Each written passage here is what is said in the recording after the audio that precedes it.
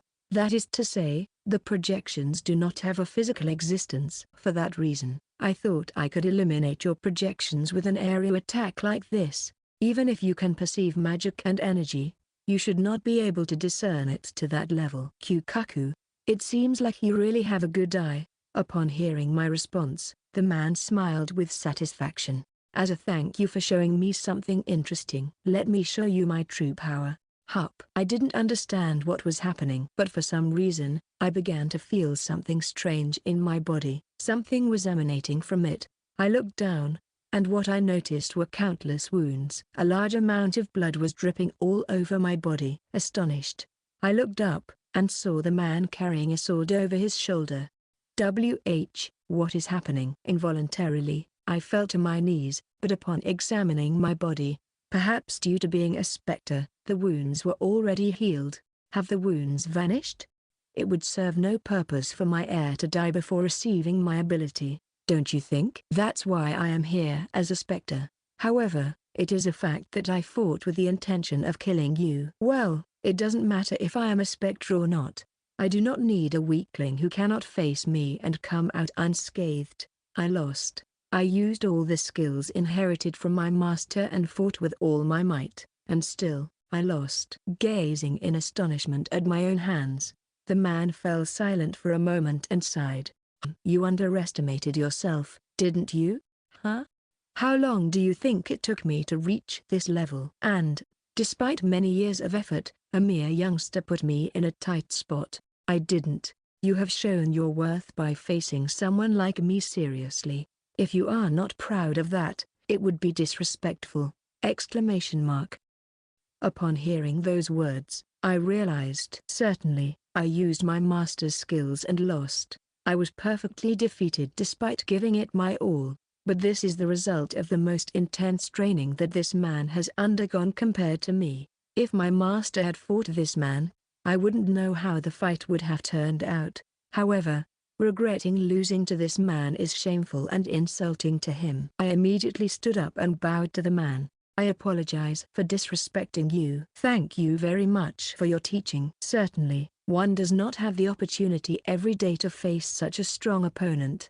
Furthermore, during my encounter with this man, His sword skill definitely flowed through my body. Very well. By the way, what is your name? My name is Godou Touma, sir. If you have entered this realm, then the blood of the Yura family must flow within you. That is to say, you are not a direct descendant. No, that doesn't matter anymore. More importantly, it is astonishing that you have achieved such a high level in unarmed combat. No, is unarmed combat like yours common in this era? Not exactly. It is all thanks to my great master. Your master has trained you to this point? Frankly, I am surprised that you have been able to fight so well just with your hands. You must have been blessed with a great master. I became very happy after being praised in that way. When I was alive, it would have been impossible for me to have a disciple. Huh? Now that I think about it, it's strange that a man as talented as he did not pass on his knowledge and skills to anyone else. Furthermore, it is uncommon for such an important family like Yura to let so many valuable skills go to waste. There was no other choice. Back then, there was no one in our family who could inherit all the skills I possess. Although there have been several generations of peace, our country is united by the sword. Cracks will eventually emerge, and for peace to continue prevailing, power is needed. Also, one cannot only worry about internal affairs. Enemies also exist outside the country. That is why I placed this barrier that allows my descendants to enter and inherit all my skills. Apart from you, no one else has reached these lands. One question: does the Yura family still exist? Yes, the Yura family continues to rule unchanged. Upon hearing this, the man smiled melancholically. I see. I am partly glad that my country and my family have been able to maintain their dominance. On the other hand, I regret not taking on an apprentice. Your master must be very happy to have such a talented apprentice like you. I will do my best to continue deserving that thought. However, for me, you are also my master from this moment onwards! Exclamation mark. My words left the man astounded. Honestly, I still don't understand why I was chosen. However, here, after facing you and receiving your teaching, I have truly inherited your skills. Therefore, for me, you are also my master. No, that is simply the deserved reward for passing the test and reaching this place. I have done nothing to justify you calling me master. Even so, for me, you are also my master. Looking straight into the man's eyes, I told him that, I see, my disciple. Huh? The man murmured with some emotion, then smiled. Ha ha ha. I never thought that after my death I would have the opportunity to take on a disciple. Well, all right. While you have acquired a wonderful art of combat with your hands, it wouldn't hurt you to also learn the art of fencing. Although, I get the impression that you have aptitude for it as well. The man said as he looked at my hands. There were many calluses formed from training with a bokken, wooden sword, that I had been carrying out since I started my training with my master. This shows that I never gave up my attachment to the sword. Despite knowing that it made no sense, I continued forging my own wooden sword and practicing with it, even as I learned the wonderful art of unarmed combat from my master. I didn't belong to any particular school. I simply spent my days wielding a bokken from top to bottom. Anyway, you have passed my test. I will give you the final reward! Exclamation mark. The man extended the sword he held in his hand, and the sword floated in the air. The floating sword moved slowly, disappearing as if it dissolved into my chest. At that moment, I felt that my heart and that sword were connected. It can't be. I entrust my sword to you for you to use as you wish.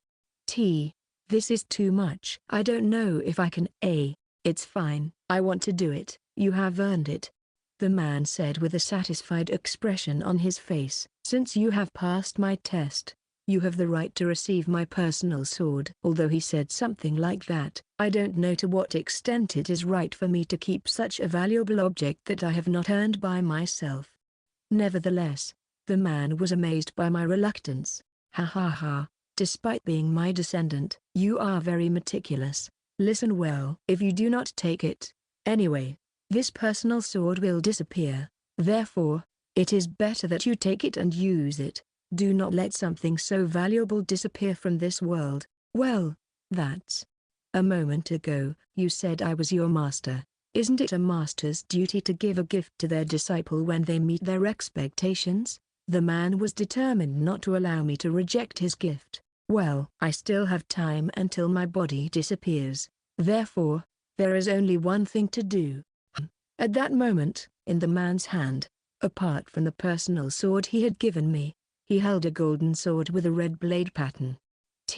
That is, yes, I brought it into existence after a long time, but it is still very subtle. The golden sword that the man casually wielded was undoubtedly the the royal sword held by the current emperor of the country of light. And so, standing in front of the man who called the most powerful sword in existence subtle, I was left speechless. Why do you stand there like that? Get ready at once, eh? Didn't I tell you we still have time? During the remaining time, I will teach you some training as your master. What? Yes, if you do not prepare yourself, I will cut you! Exclamation mark. In an instant, the man closed the distance between us and immediately materialized the sword I inherited, stopping the man's attack. All right, let's fight until we are satisfied. With a fierce smile, the man began an intense duel. Section.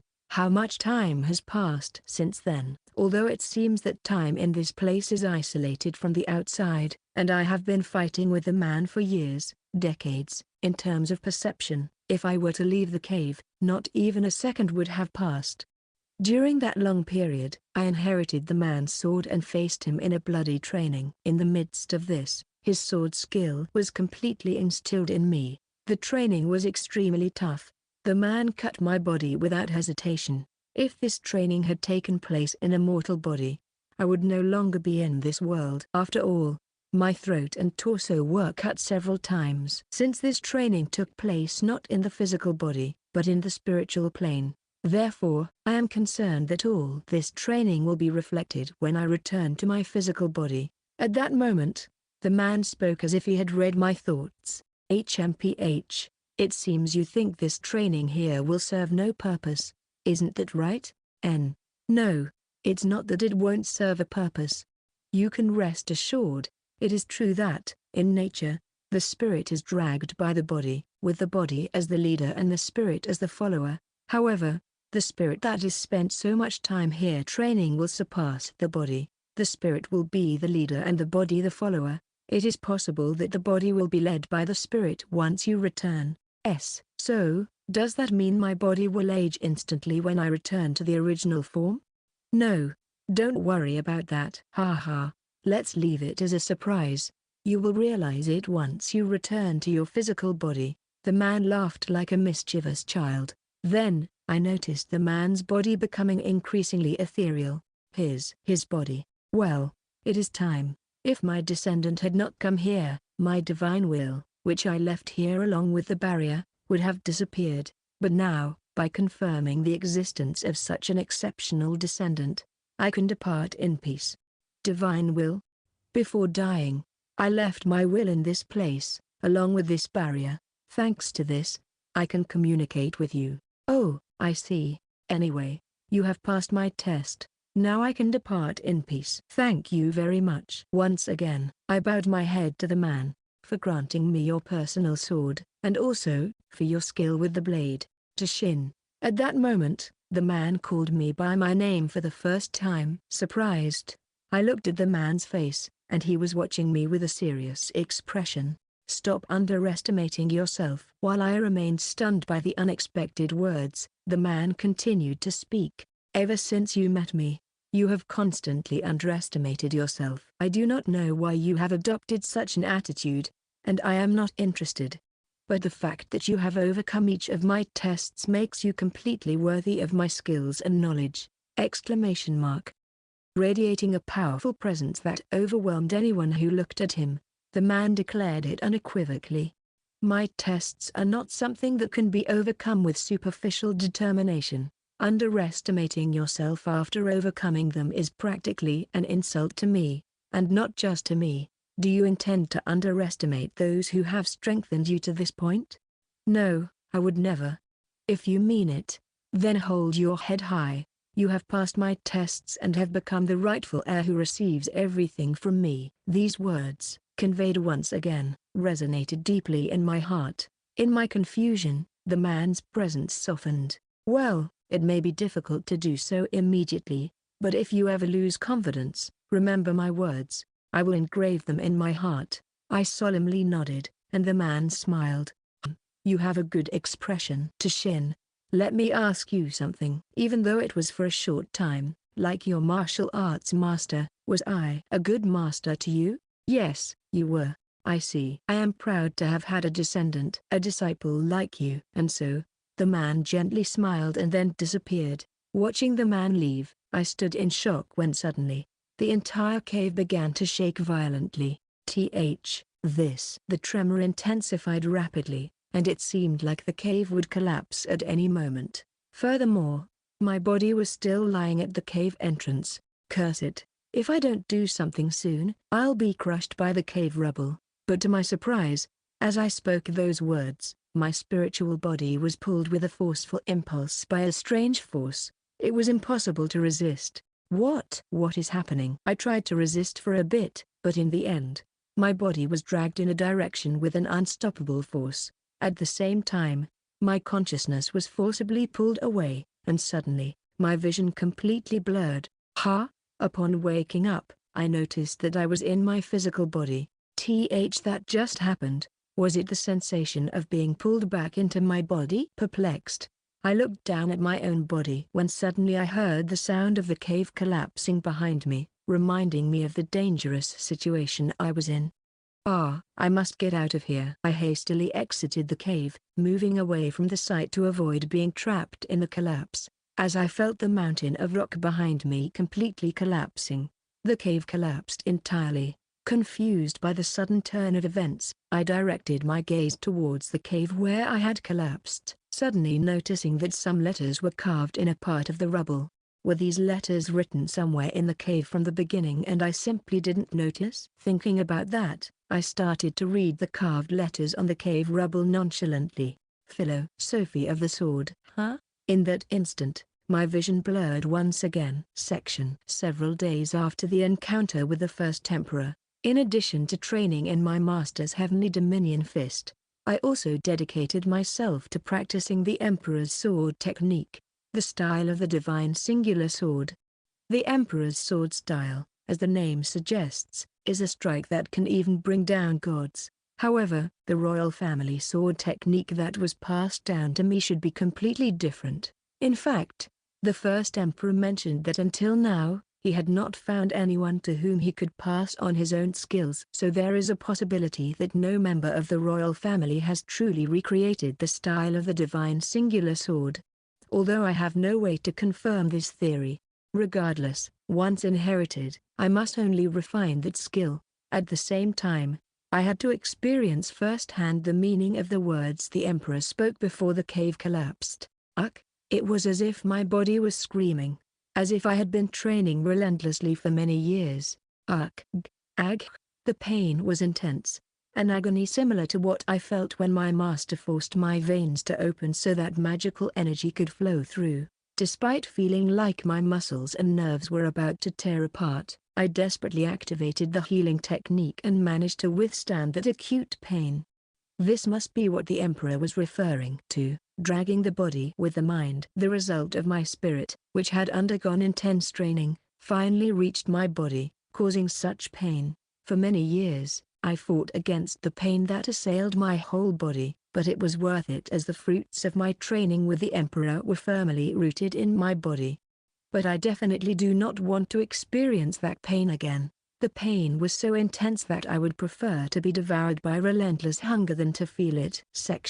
Despite all this, I managed to obtain a personal sword. In reality, this is also an inheritance from the emperor, but now I feel a strong connection to my own life.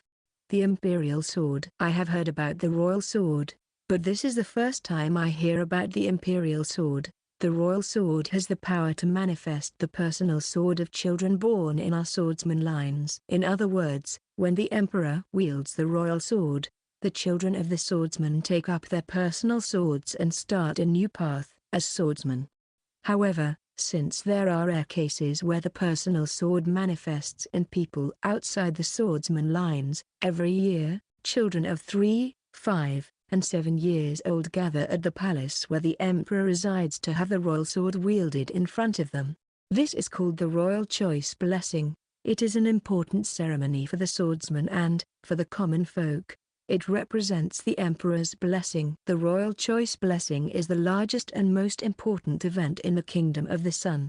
As a result, despite coming from a swordsman line, I was the only one who could not manifest my personal sword. Despite that, I inherited the personal sword of the first emperor. Coming from someone so important, I expected it to have a power as strong as that of the royal sword, but the effect of the imperial sword that I can activate currently is just one.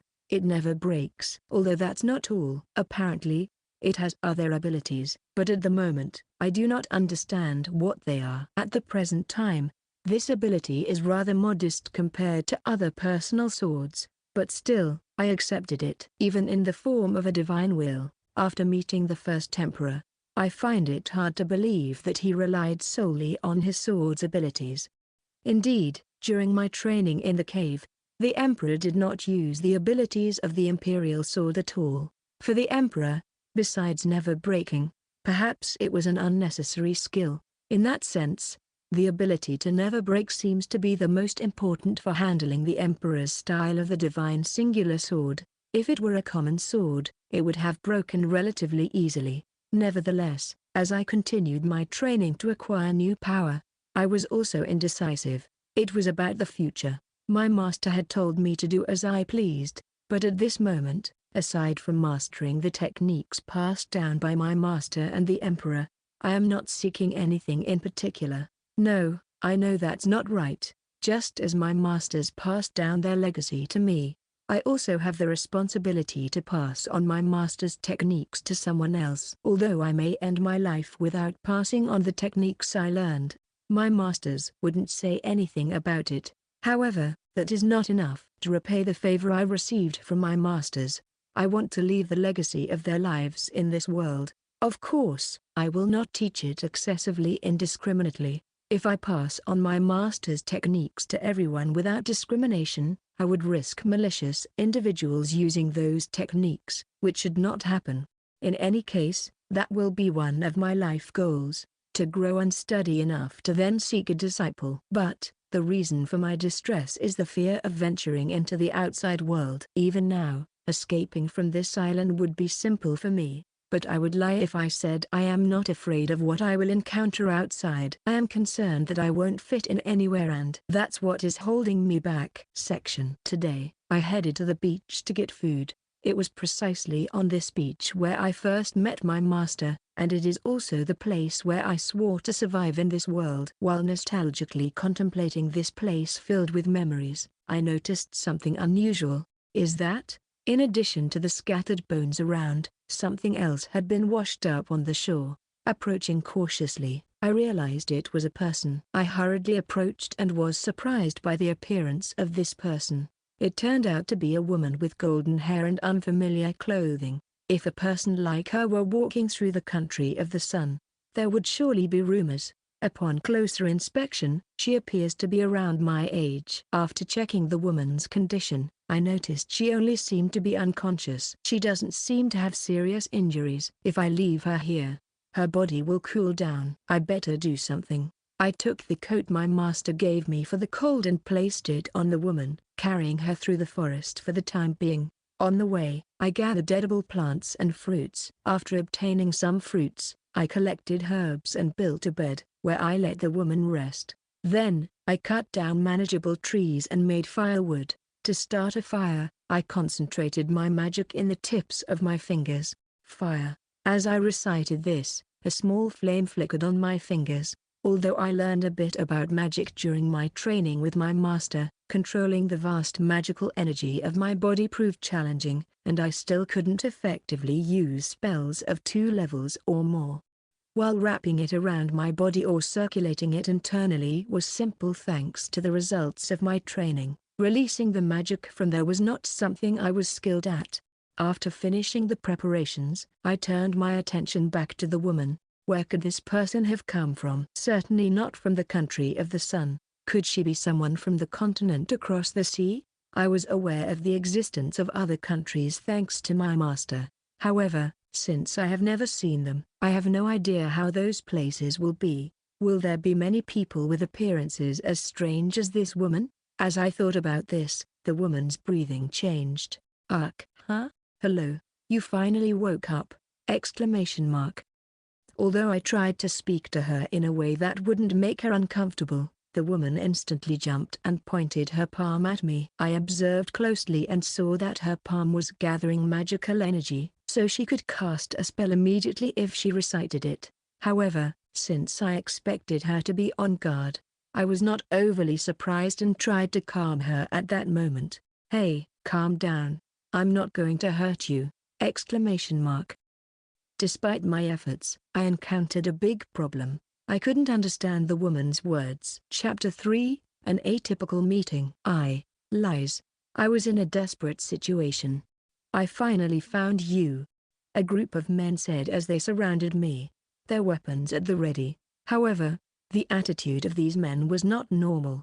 They all had bright red eyes, with a vacant expression as if they were possessed. They cornered me at the edge of the merchant ship, with the rough sea at my back. In the maritime area leading to the land of the sun, storms are common, and without a merchant ship like the one I was on, it would be impossible to reach there. And just at that moment, bad luck decided that it would be a stormy day. Although in cases like this, I kept a magical pocket ship in my magic bag. Unfolding it in a sea like the current one would turn the small magical pocket ship into seaweed debris in an instant. Moreover, even if this were a calm sea, they would have attacked me the moment I tried to board a magical ship, or even the difference in ship performance would mean that this merchant ship would soon catch up to us. At that moment, a kind of dark mist began to appear out of nowhere on the ship.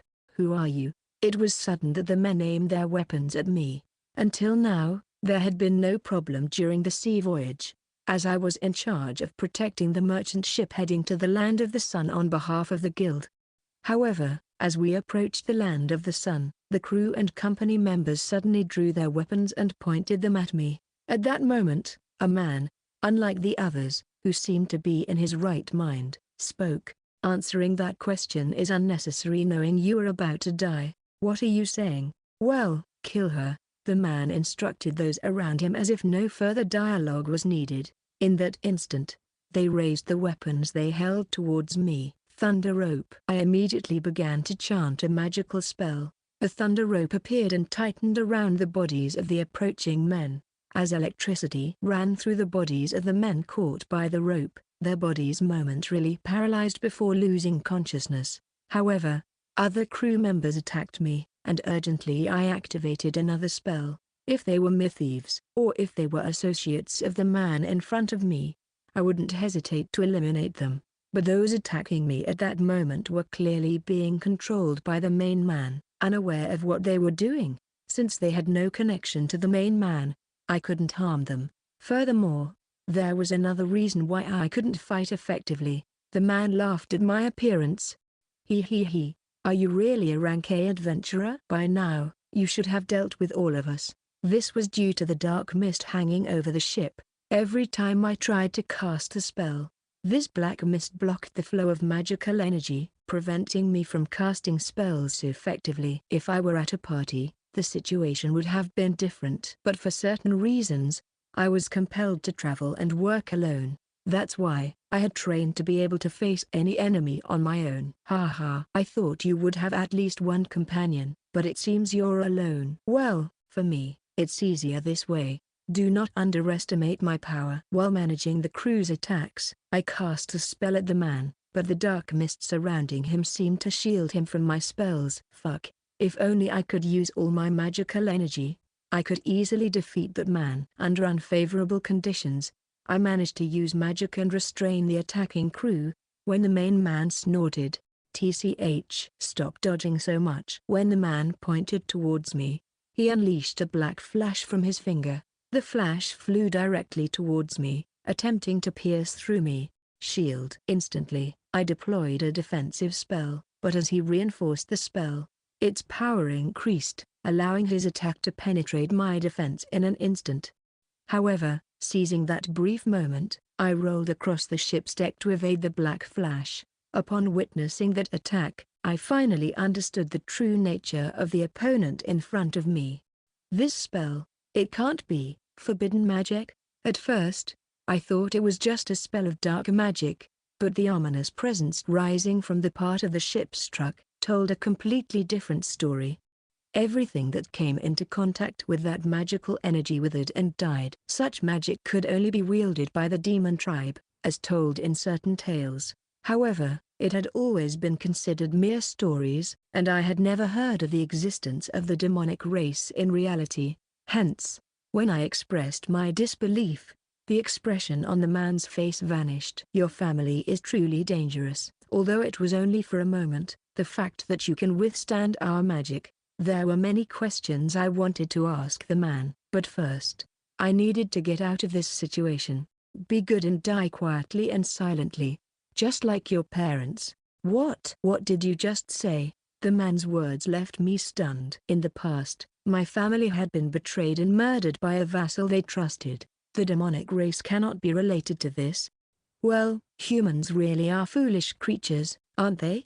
You give them a little power, and no matter how much they have served their master, they will easily betray them. So, were our vassals in contact with the demonic race? Why us? I couldn't contain my anger and screamed. In response, the demon scoffed.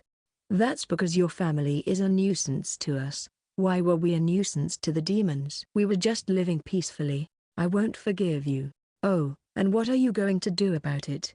Do you think you can defeat me in this situation? You can't run away anymore, you know? The man was right. I was in a desperate situation. In front of me, there were people mentally controlled, and behind them, the man of the demonic race whose abilities were unknown. Behind me, the furious sea swirling with its fierce marine life. Even standing on the deck of the ship was impossible, and I couldn't use magic properly because of the black fog. It's practically hopeless for me to survive, but if I managed to survive. For a moment, I glanced at the sea behind me. The surroundings of the land of the sun have very strong sea currents, and it is considered very difficult to cross the sea without a specific route and a boat of a certain size. I have no other choice. Determined, I placed one foot on the edge of the ship. Are you really sure about what you're doing? Do you think you will survive if you jump into the sea? I trust I will survive, and I will definitely get my revenge on you. Shouting those words, I plunged into the sea. The next instant, the raging waves enveloped me. As my vision faded, I could see the man looking at me coldly from the deck. That woman is a fool. Well, at least she saves me the trouble of killing her. I just have to inform my master. With those words, the ship sailed further away from where I was. I will definitely survive and get my revenge. After that, I don't remember well what happened. After being dragged by the strong currents, I finally managed to escape the effect of the black mist. In my weak state of consciousness, I did my best to use various spells in the hope of surviving. However, I don't exactly remember which spells I used, and in the midst of that raging sea, it was impossible to cast a proper incantation. Even if I managed to cast a spell, it would barely be a weak spell due to the interruption of the incantation. When I finally regained consciousness, I found myself in a lush grove. As I looked around in a daze, an unexpected voice spoke to me. "You've finally woken up." Upon suddenly hearing the voice of a man, I jumped up and aimed towards the source of the voice. For a moment, I remembered the black mist, but my magical energy flowed normally through my body, ready to cast a spell at any moment. "Who are you? Speak." Despite exclaiming those words, I closely observed the person in front of me. That person seemed to be a foreigner, maybe from the nation of the sun. With his shining dark hair tied up in a bun and fresh eyes looking at me with bewilderment. Even to my feminine eyes, it was undeniable that this man possessed a haunting beauty, exuding a celestial air in his presence. However, something was clearly abnormal. Upon closer observation, I could perceive it. This man had no presence whatsoever. Even as an A-rank adventurer, I couldn't sense his human presence. That's probably why I didn't even realize his existence until he spoke to me. Anyway, unaware of where I was or who this person was, I couldn't let my guard down. The man seemed somewhat embarrassed and scratched his cheek. Hey, do you understand what I'm saying? Huh? The man's words made me bow my head. I clearly understood what he was saying. However, it seemed to be challenging for him to understand me. It is true that in the continent that includes the Kingdom of Ost and the Land of the Sun, languages are different. But to overcome this language barrier, we all wear a language ring on our right hand. Initially, these rings were extremely expensive, but now they are mass-produced and have become common even in the Land of the Sun. Still, without mutual understanding, we couldn't do much. That's why I took out an extra ring from my magic bag and tossed it to the man. Should I put it on here? I nodded, and the man showed no sign of caution as he put it on immediately. Normally, one would show some level of caution when accepting an object from a stranger, but the man had no hesitation in putting it on. Was he naive or just friendly? In any case, it was convenient for me. At least I knew he was not part of those who were chasing me. After the man put on the ring, I spoke again. So, who are you, and where are we? I can understand you now. I'm sorry. My name is Touma Godou. This is the Island of the Demons. Island of the Demons. Godou, if I remember correctly, is the name of a distinguished family from the Land of the Sun, right? When I said that, the man, Touma, smiled sadly. That's correct. The Godou family has close connections with the royal family of the Land of the Sun. But that name doesn't mean much to me. Please, just call me Touma. It's a long story, and now is not the time to talk about it. You mentioned that we are on the Island of the Demons. This area is known to be extremely dangerous, isn't it? Yes, but how did we end up here? At that moment, Touma smiled. That is precisely the question I want to ask you. I found you unconscious on the shore of the beach and brought you here. Oh, upon hearing that, I finally realized the situation. If I had looked closer, I should have noticed that Touma, the man I encountered, had kindly helped me by letting me rest on the grass and providing a coat to keep me warm. Even if he were a subordinate of those demons, he could have done many undesirable things to me while I was unconscious, but there was nothing strange about my body. It seemed like I had simply been saved by this man. I am truly pathetic. Feeling the warmth in my cheeks, I bowed my head. I'm sorry, I was rude, even though you helped me. No, considering the situation, it's natural to be cautious. Seeing him smile softly made me feel even more embarrassed. Thank you. Also, it seems we are of similar age, so there is no need to use formal language. It would be more comforting for me as well. I understand. Then, I will take a more casual approach with you. Although his somewhat rough tone surprised me a little, Touma spoke again. So, will you tell me who you are? I'm sorry. My name is Liz. I am a Ranko adventurer from the Kingdom of Ost. I thought I was making a fairly normal introduction. Kingdom of Ost? Adventurer? Touma tilted his head in bewilderment. Section. Touma's perspective. I bowed my head at the words of the woman who introduced herself as Liz. Initially, when she woke up, she showed signs of caution and seemed to be asking me for something, but I didn't understand her words. Then, she took a ring from her waist-tied pouch and tossed it to me. Upon instantly checking the ring with magic and key, I felt no malevolent energy in it but discovered that it had the ability to assist in some skill. Therefore, urged by Liz to put it on, I did so immediately, and inexplicably, I could understand her words. Now, I had the freedom to inquire about her and how she had come to this place. I had never heard of the Kingdom of Ost or the profession of adventurer. Perhaps she was someone from another country or continent, as I had heard from my master, and apparently, she knew perfectly about the Land of the Sun. She also had certain knowledge about my family and the Island of the Demons. I did not think it was something she could have learned from mere rumors. I'm sorry, but I have no idea what the Kingdom of Ost is or the word adventurer. But it seems you know a lot about the place where I live. In response to my reply, Liz cautiously asked me a question. I see that you also have no knowledge of the language ring. How long have you been on this island? I have been here for about 7 years. 7 years. Now that I think about it, I have indeed spent a long time on this island. I see. In that case, it's not surprising that you didn't know. What do you mean? During these past years, the Yang Kingdom, where you live, and the Kingdom of Ost, where I live, have begun trading. Therefore, I believe there are now quite a few people from the continent like me in the Yang Kingdom. What? That is certainly something amazing. So, are there many people like Lies walking around the Yang Kingdom these days? So, what are your plans, Lies? Eh? I don't know what you've been through, but to end up in this place, it must have been an unfortunate event, right?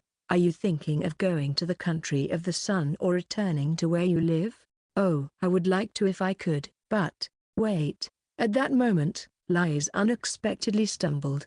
I quickly caught her and checked her energy flow. You don't seem to have any injuries, but your energy is disturbed. Can you wait a moment? Huh? I'll be back in a hurry. Carefully, I had Lies sit down and focus my ki and magic in my eyes, to scan the forest. After locating the prey I was looking for, I directed my magical and fighting energy to my legs and jumped to the prey's location in one leap.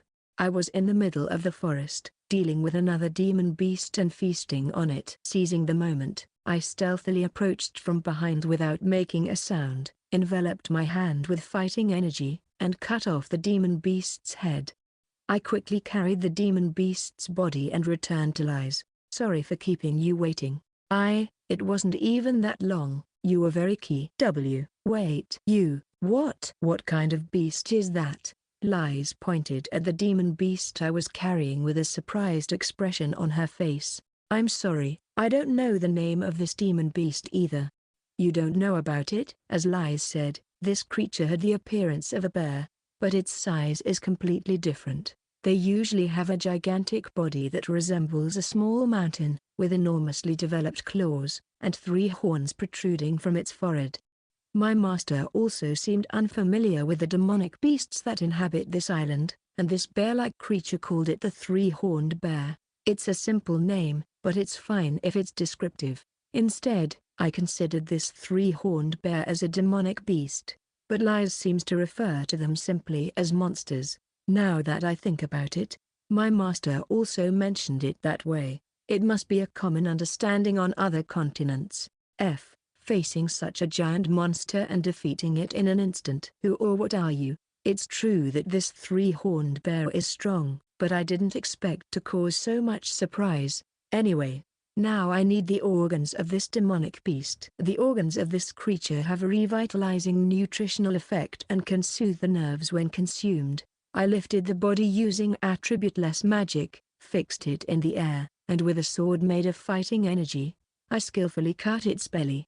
Then, I removed the desired organs, generated water with one hand, and washed them carefully. Afterward, I placed the organs in a mortar I made myself, crushed them, and then added several herbs that grow on this island. Gradually, the organs and the herbs blended, and when the color became uniform, the refined medicine was ready. This medicine is another thing I learned from my master. It's better if you take this. Me? Take what? Setting aside the taste, I assure you it works. Is this a joke? I see. Can't take something like this. Lies rejected the medicine I prepared with an incredulous expression.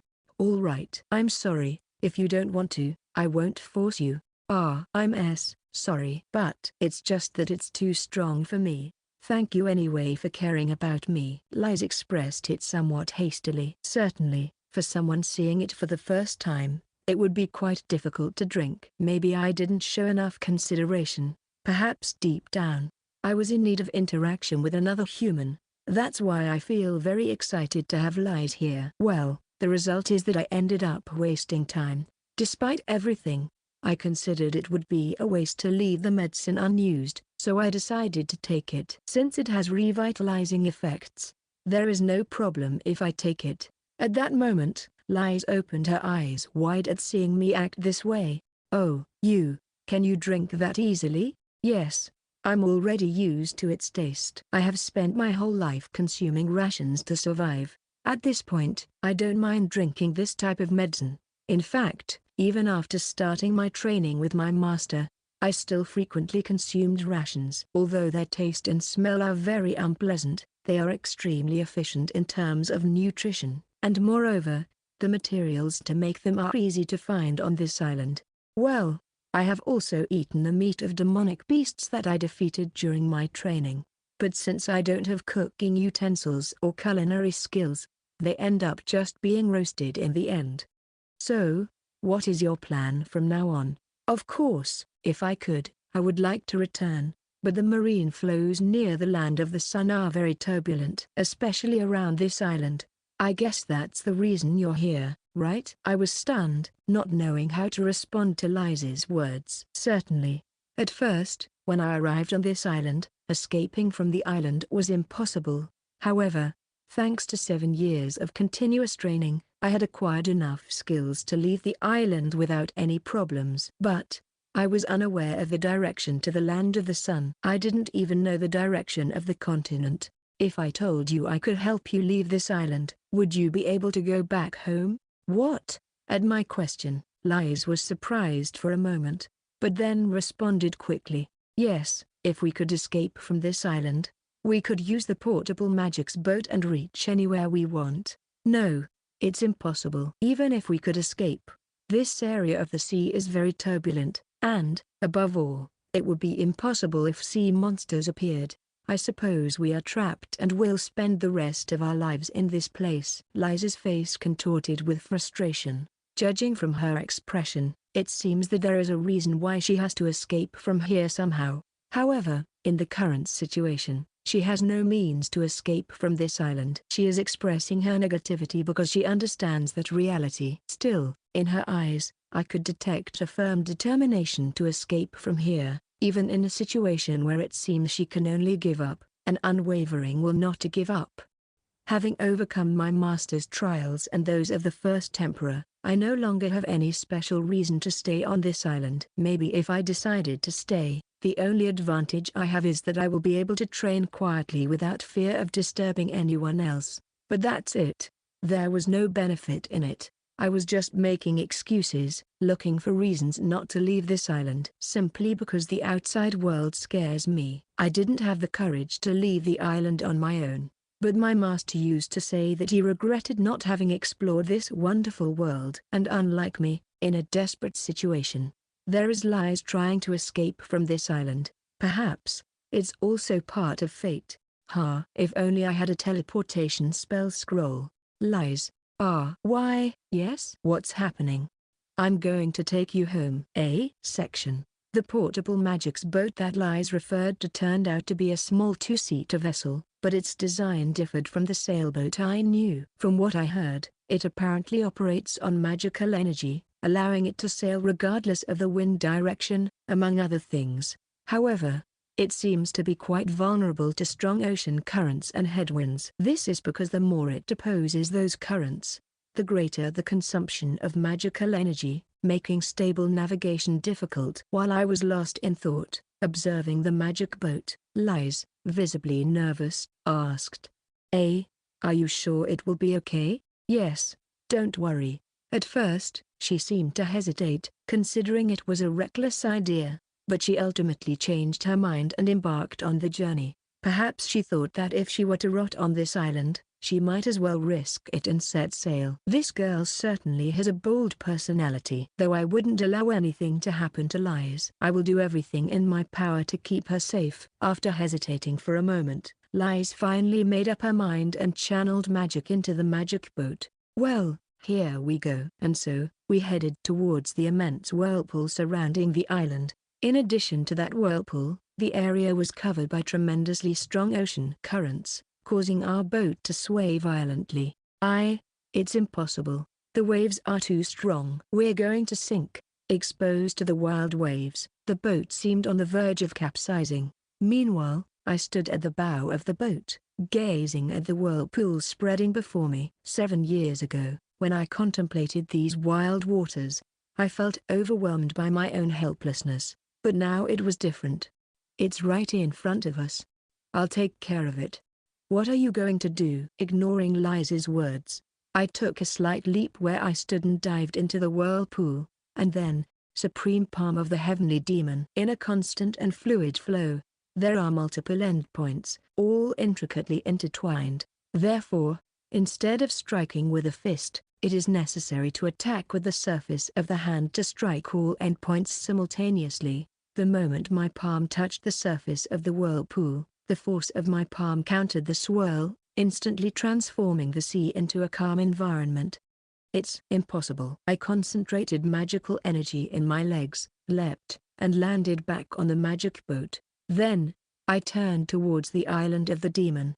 Thank you for everything so far. I expressed my utmost gratitude to the land that had allowed me to grow both physically and mentally. With overwhelming sentiment, I bowed my head. Then, as I lifted it, I looked forward again. All right, Lies, let's head to your country. Why, yes, Master.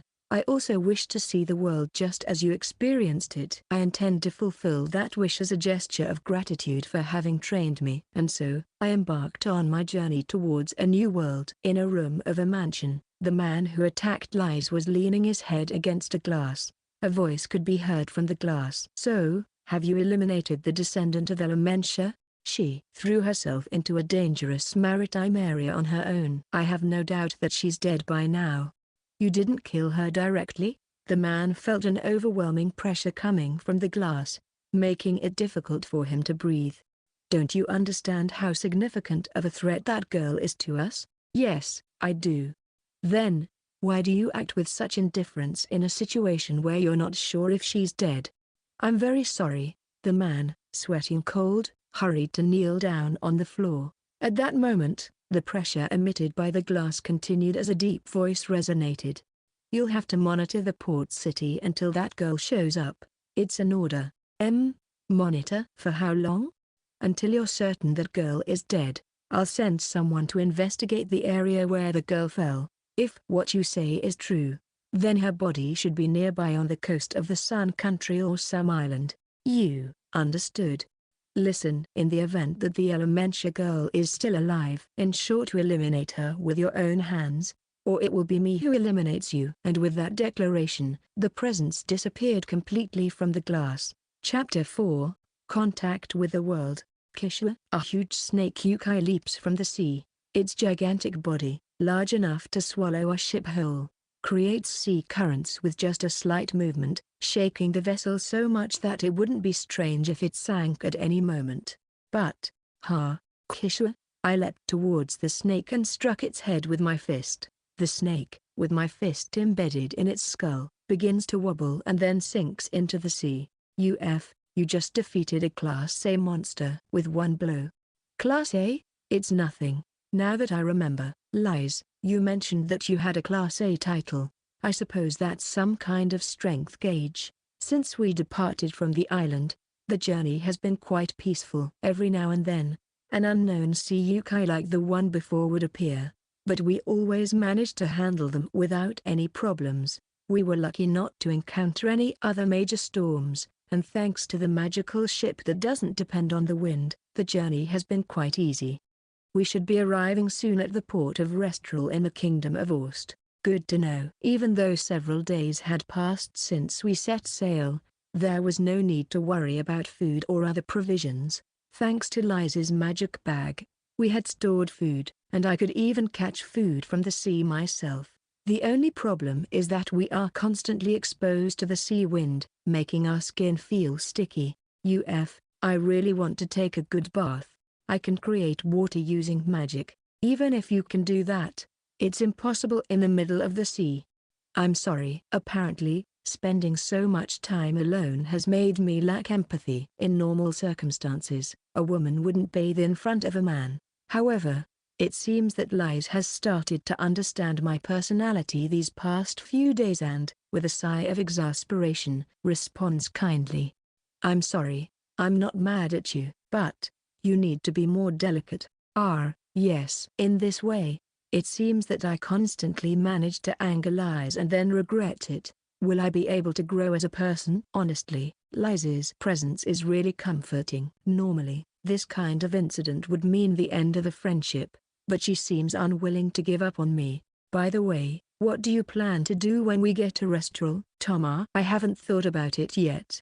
Are you serious? Well, I have the responsibility to preserve my master's skills, but I don't know how to do it. I don't even know if I'll be able to find someone like him. While thinking about that, I realized something important. Ah, darn it. What happened? I don't have money. Money? Ah. You got worried about that. For some reason, Liz sighed as if she was exasperated. Yes, it's an important issue. Yes, I have no doubt about that. But I'll pay for things like city entrance and accommodation. After all, I have enough money. Besides, without you, we couldn't have even left that island, right? So consider it a thank you. Thank you. I really can't express how grateful I am to Liz. I am very happy to have met her. As I sincerely think about that, Liz realizes something. Right. How about you become an adventurer? Touma, adventurer. You are one too, right? Yes. An adventurer is someone who, as the name suggests, lives for adventures. It's easy to become one if you register with the city's adventurer guild. Plus, it doesn't cost money to register. Are there any advantages to becoming an adventurer?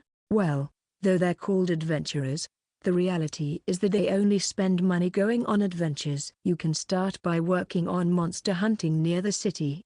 Then, when you save up enough money to buy weapons and equipment, you can embark on a journey, explore dungeons, and a myriad of activities. And how do you get those jobs in the city? The guild has a bulletin board where assignments are posted, and you can choose from them. In short, being an adventurer is a lucrative profession if you have the skill and strength for it. Oh, that sounds interesting. Yes. Even some adventurers end up being hired by nobles, with the possibility of becoming knights, but only a minority achieves that. Plus, there are many with strong elitist views. Even if you are a commoner and become a knight, it's hard to succeed. It's similar in all countries in that aspect. However, after hearing Liz's proposal, it seems that being an adventurer is a good profession. For now, I can't think of how to find someone to pass on my master's knowledge, but maybe a good idea will arise while acting as an adventurer. Besides, the biggest advantage is that people with problems like yours, or those whose identity is unknown, can easily register. Huh? Are you serious? Of course, if we talk about danger, it's definitely there. That's why there are many rough types among adventurers. But in return, there's freedom, and if someone commits a crime, the penalty is severe. Freedom always comes at a price. By the way, if you complete a job, you get money at the guild immediately, so it's perfect for you if you need quick money. What do you think? Sounds appealing, right? According to Liz, it seems that being an adventurer is suitable for me. The fact that it's easier to earn money is very useful. After all, I currently don't have a penny. By the way, how did you become an adventurer, Liz? Huh? I'd be lying if I said I'm not intrigued by your story. Even though I'm now embarking on a journey with you, I wasn't originally the type of person who longed to travel. That's why I wonder, how did you become an adventurer? Have you been fascinated by adventures from the beginning? Yes. There was a time when I dreamed of the outside world, but it's not that I wanted to be an adventurer. I simply didn't have many options. With a dull expression, Liz declared that in a monotone manner. It seems that she also has her own circumstances tying her down. Although we haven't known each other for long, we are traveling together. If there is anything I can do to help. I'm sorry, it was a bit intrusive of me to ask that. Don't worry. After all, we ended up on that island together, so it's natural for you to be concerned. In that sense, I'm also quite interested in your situation, Touma. Certainly. My situation is much more peculiar. I was living alone on that mysterious and dangerous island from which it's impossible to escape. I also run the risk of the Kingdom of Yang finding me and treating me as a criminal if they discover that I escaped from that place. And even if they were to find me, I must assume that there would be nothing to worry about. After all, I spent my whole life confined in the mansion. Only a member of the Godou family is capable of recognizing me. Nevertheless, it's better to be cautious. That's why, for me, the possibility of getting work and registering with the Adventurer Guild without having to confirm my identity was decisive. I understand about being an adventurer, but will I be okay entering the country? I have no way to confirm my identity. Besides the costs of entering from another country, I will pay for that. But surely Touma will attract a lot of attention. After all, you are from the kingdom of Yang. Why, if the country we're heading to is in trade with the kingdom of Yang, won't there be people from the kingdom of Yang in that city of Restoril as well? Well, in reality, there are hardly any now. What? That was an unexpected statement. I don't know the details, but it seems that the kingdom of Yang has imposed immigration restrictions for some time now. Even entering the kingdom of Yang seems to have become more complicated. I see. I don't understand why this measure has been taken. But oh well, it doesn't affect me. After all, I'm supposed to be dead. But I understand the situation. In that case, I have a request for you, Lies. What is it? I would like you to refer to me as Touma, nothing more. You want to conceal the name of the Godou family? Yes. Until now, I had not wanted to reject such a name since, in my ignorance, I believed that I would lose any connection with my father, but deep down in my heart, I still hoped to be accepted by my father and my brother. However, from the moment I was offered as a sacrifice, from the moment I didn't receive the vital sword, I knew that that kind of thing no longer existed. It's all because my body was weak. But I no longer intend to continue being that same coward. I have the mission to preserve the skills of my masters. There's no longer a need to cling to the name of the Godou family. I have to be extremely cautious with every step and action I take. As soon as I start to act in Restoril, it will be only a matter of time before traders and other adventurers spread rumors about me and reach the land of the sun. In that case, it would be problematic if they discover that I am from the Godou family. It would have been better if I could use my mother's surname. Unfortunately, I do not know what it is. Perhaps that is the only concern I have regarding the land of the sun. Anyway, it was a good opportunity to let go and bury my past once and for all. At that moment, Lies nodded seriously. It seems like you're also in a complicated situation. It's okay. From now on, you will simply be Touma. Yes. Thank you. Oh, look at that, Lies exclaimed, pointing to a specific place. When I followed the direction of her finger, I saw a port in the distance. That's Restoril, the kingdom of Aust. And so, we managed to safely reach our destination. Section. When we arrived at the port, a kind of official immediately appeared, and we had to go through several procedures. As expected, the atmosphere around us became unusually busy. Hey, isn't that Lies? It seems like Lies is safe. Hey, who's the man next to her? Huh? You're right, I hadn't noticed his presence. Upon listening closely, it seemed that people were surprised by her return. I didn't know the reason, but apparently, Lies had been reported as deceased during her mission. Well, as I don't know the details of what happened before she ended up on the Demon's Island, I don't know what happened. I also had no intention of asking unless she told me herself. After all, I bothered her by asking something about the matter recently. I'll have to be careful. Additionally, there were many restless people at the sight of me. Although I tried not to attract too much attention, it seems that I didn't quite adapt to the environment of this country. As Lies mentioned, the presence of someone from the land of the sun in another country is unusual, so my appearance inevitably stands out. Well, I guess I just have to quickly get used to the environment and try to integrate. Moreover, I felt the strangeness of the place too, and everything I saw at the port, the city walls, the docked ships, everything seemed fresh and unfamiliar to me, as if I was seeing a completely new world. As I looked around, Lies returned after completing the paperwork. Finally, we're done. Thank you for your efforts. Yes, but let's go to the guild soon. I can't stand all those annoying looks I've been getting for a while. As I followed Lies, who was frowning, I felt a sudden strange sensation. That look wasn't directed at me, but at her. It seemed different from the looks that had been observing us a moment ago. I don't know how to explain it. It was an unpleasant look, a mix of surprise and hostility. Perhaps because I was in an unknown land, I had been more alert than usual, so I unconsciously reacted to that feeling.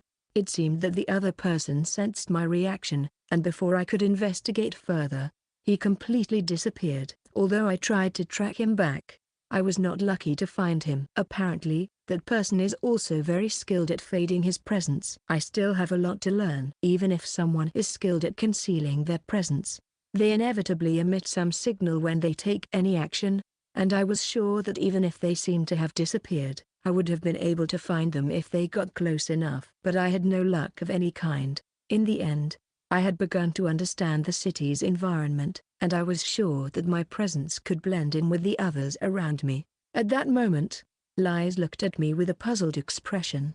"What's wrong?" "No, it's nothing." I should probably ask Liz if she has any idea about the person responsible for the sensations I felt before, but if I do it here, it could attract the attention of the other person. Also, I don't know if she will be entirely honest with me. Despite these concerns, we passed through the checkpoint. As we did so, the view of the city of Restral opened before us.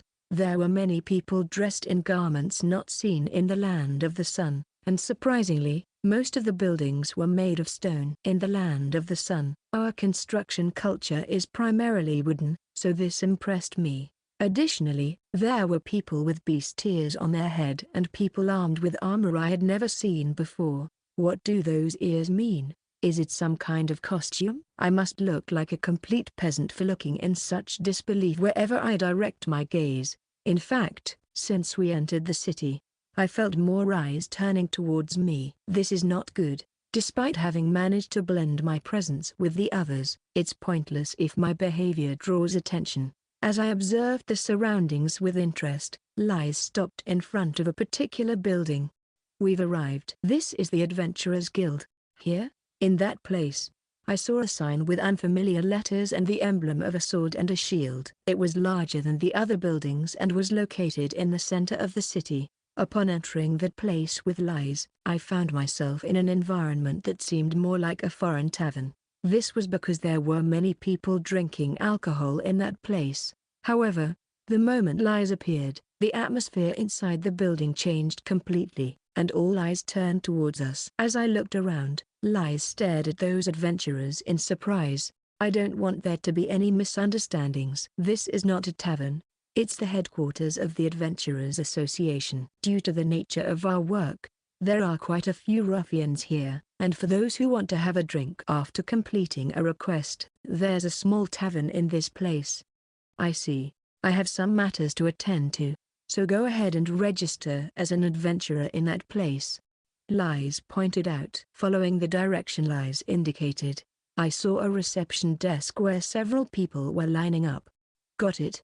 Also, don't wander too far, we still have to deal with the accommodation issue." And with that, she left me with those instructions and went in another direction. As I watched her leave, I decided to join the queue to register as an adventurer. "Next, please." "Hello. Nice to meet." "What?" Just as I was about to finish the sentence, I was surprised to see the woman behind the counter. It turns out that real animal ears were growing directly from her head. "What is this?" And upon closer inspection, she even had a tail. Could this be an illusion? In the city, I saw people dressed similarly, but I thought it was part of a costume.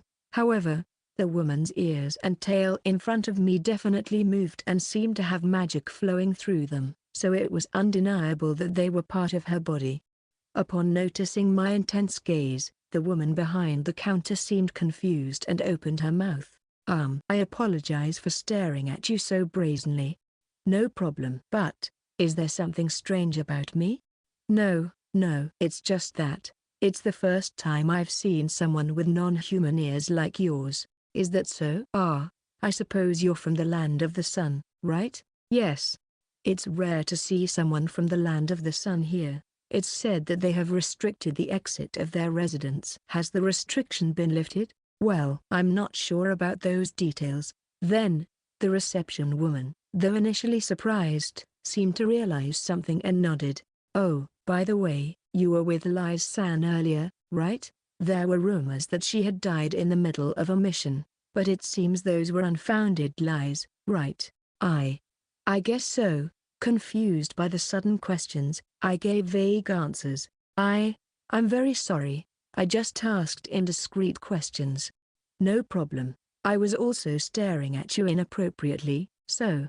No, no, it's okay. It's normal considering it's your first time here. Those like me, with animal characteristics, belong to a race called beasts. Besides us, there are residents of this city from other races like those from the forest and the mountains, called hominids. It appears that there are more non-human races in this city than I had imagined. My master had explained a bit about this, but the surprise of seeing it with my own eyes is truly striking. I'm sorry. I talked too much, didn't I? So, you're waiting in this line to register as an adventurer, right? Yes, please. All right. Then, on this form. Oh, wait. Can you write in the common language of the continent? I'm sorry, I can't. I see. In that case, I can write for you. Can you tell me your name? Here you go. When I responded, the reception woman wrote something on the form and placed it in a strange box. I thought she would ask me something else, but it seemed like they only needed my name. After a while, a metal plate was ejected from the box. There you go. It's done. This is your guild card. Guild card. The metal plate they gave me had something engraved on it in a language I couldn't read.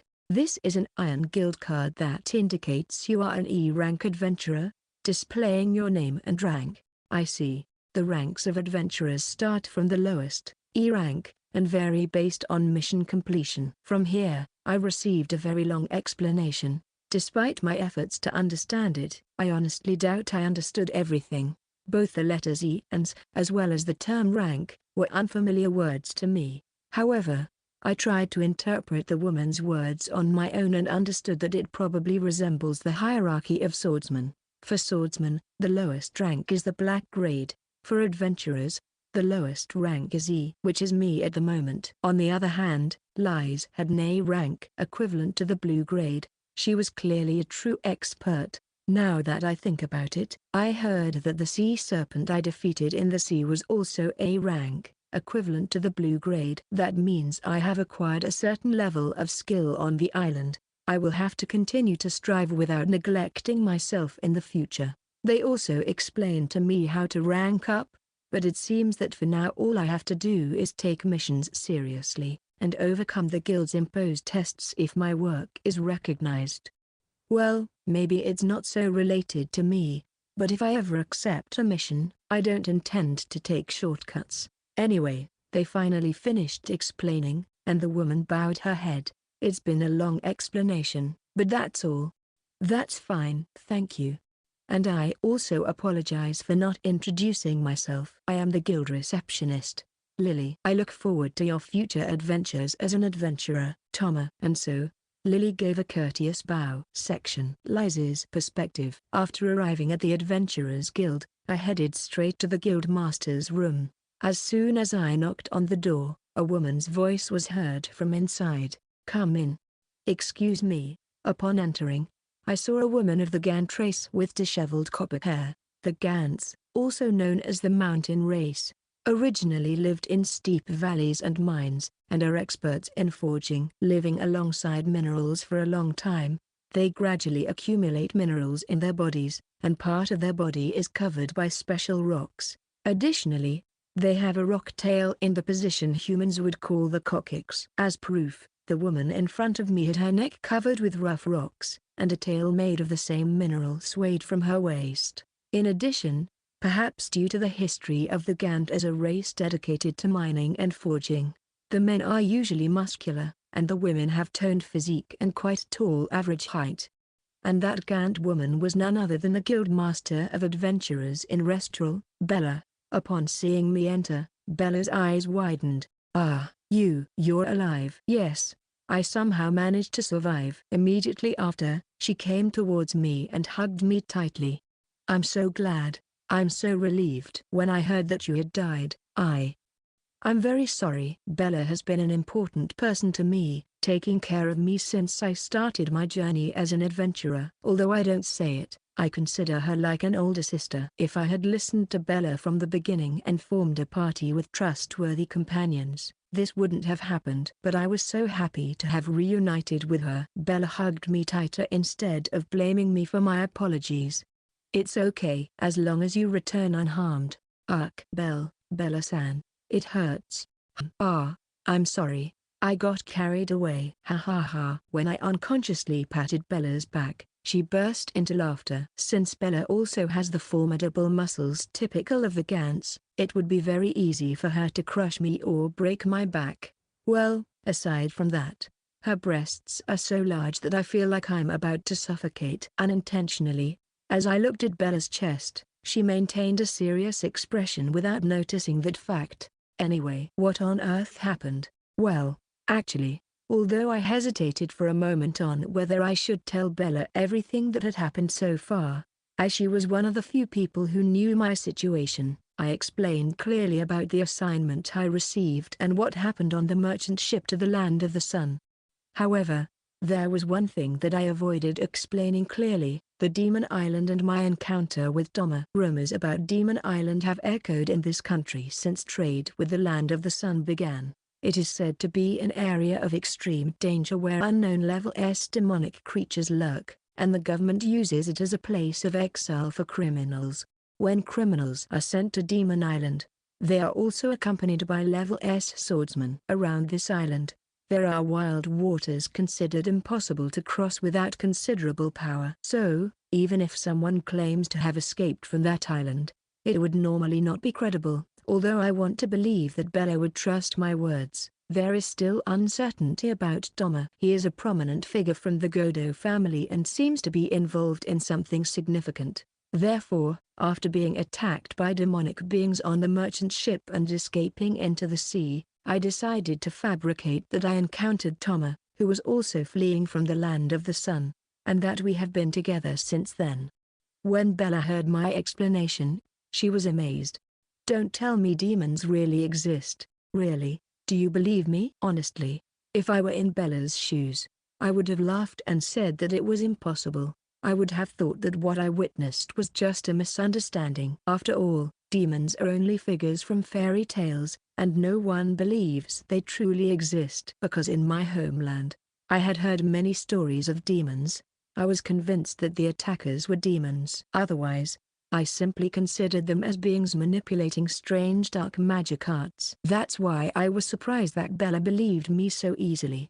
It's obvious, isn't it? I can't picture you making up nonsense, and the crew members on the ship you were on don't even remember how you disappeared.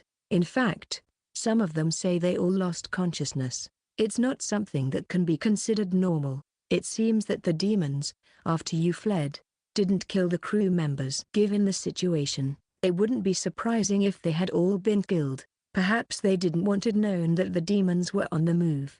However, despite the fact that I was supposed to be dead, here I am, alive and back. I don't know if that demon is lurking in this city, but surely the rumor has already spread that I have returned alive, and he is likely planning to kill me again.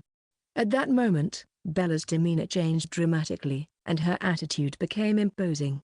I may not be able to protect you when you're out there, but as long as you're in the guild, you have nothing to worry about. I won't allow anyone to harm you, be it a demon or anything else. Bella said that with a fierce smile. She truly is an S-rank adventurer.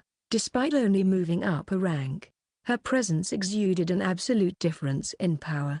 Now that I know about the situation, I'll take care of investigating those demons.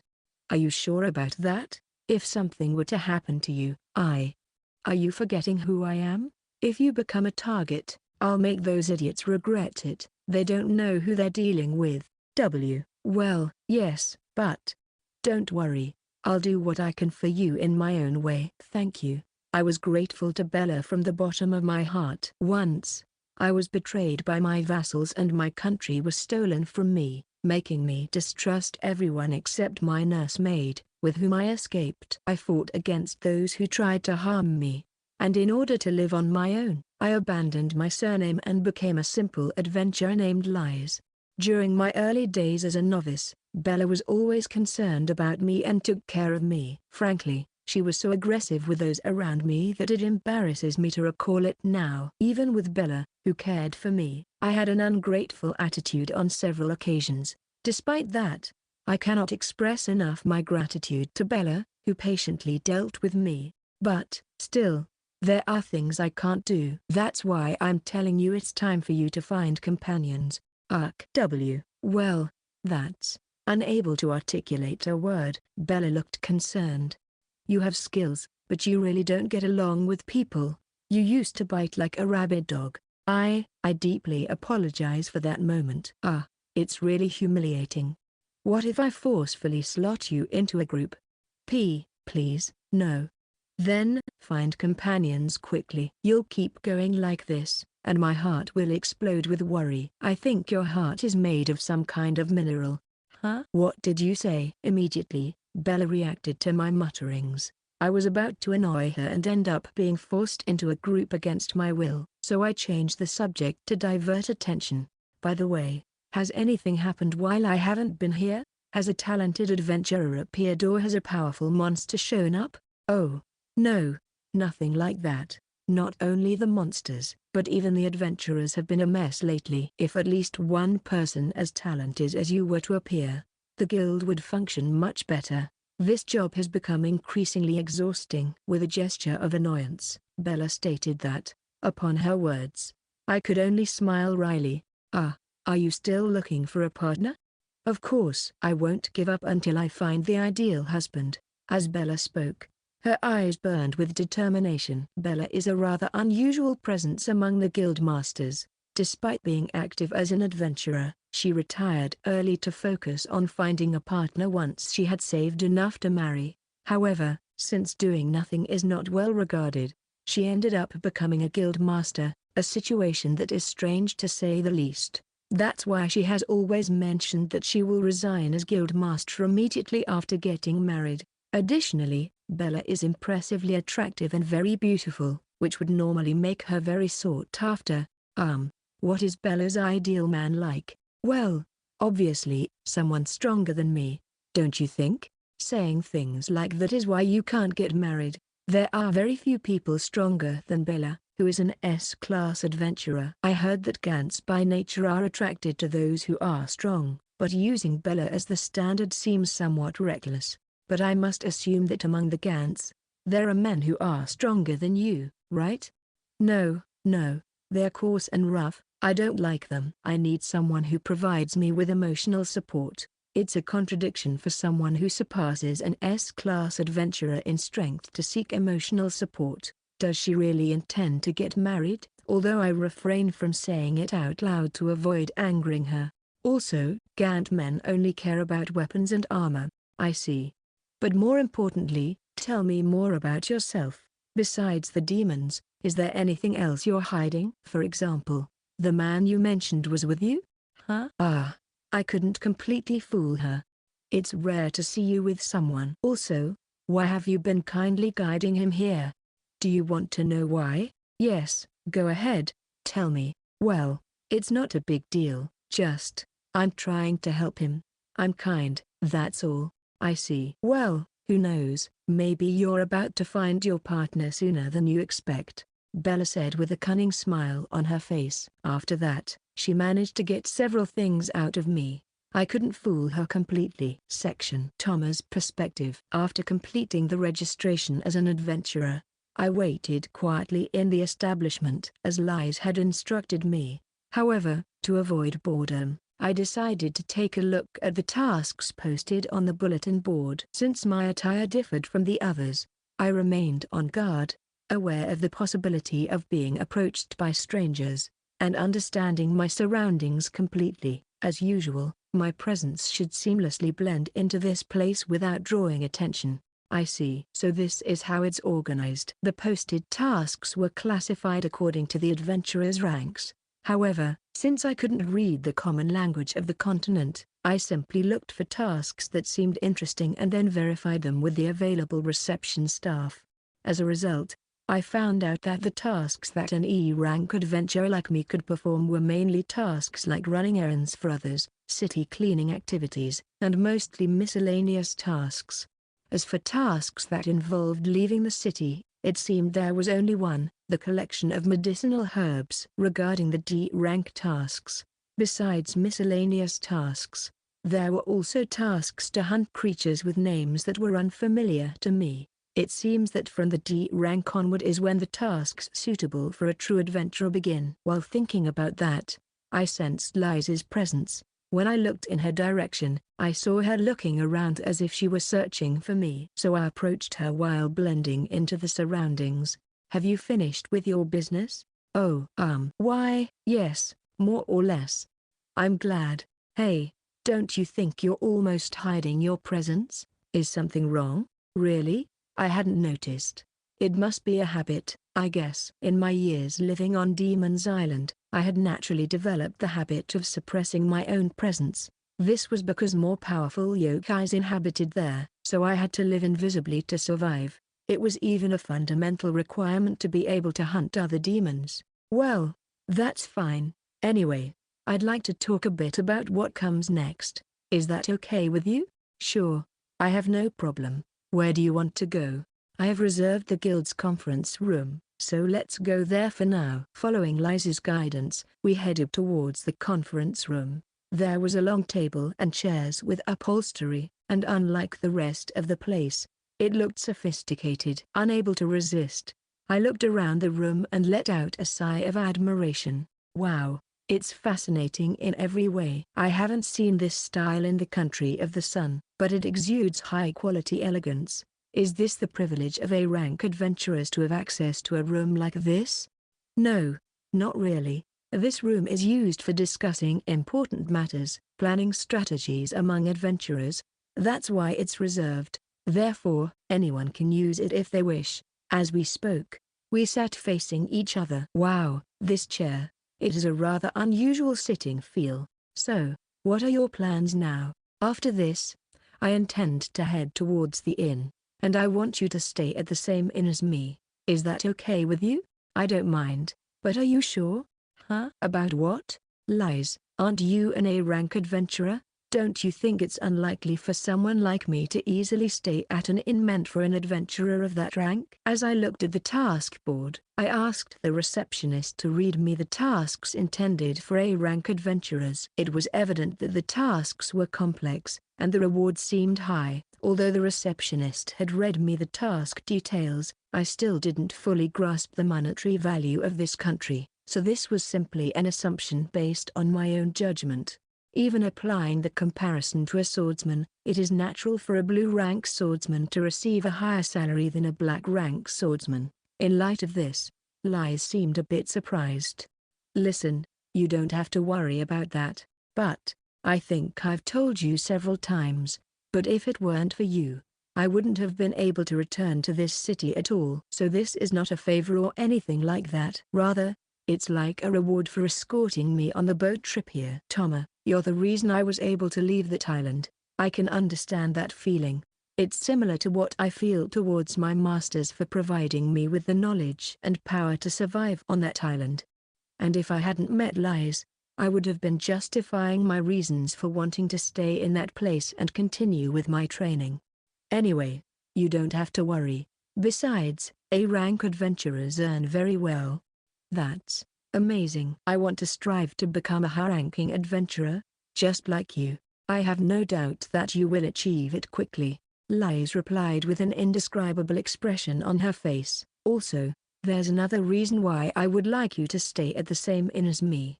Another reason? Well, with an uncomfortable expression, Lies told me how she ended up on the extreme demon island. Apparently, she had been attacked by a kind of demon and manipulated by a power that interferes with magic while aboard a ship. Moreover, the demon seemed to have the ability to control humans. Lies felt cornered and, determined to escape at all costs, she jumped into the sea. Honestly, I am amazed by this girl's bravery. It's truly astonishing. Even if the chances of survival were minimal, risking her life in such a dangerous situation is something that would normally be extremely difficult for anyone.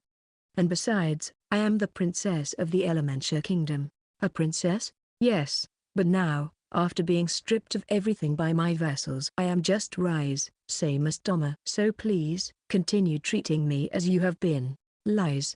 I couldn't believe Lies was telling me her family story. She, with a sad smile on her face, continued speaking.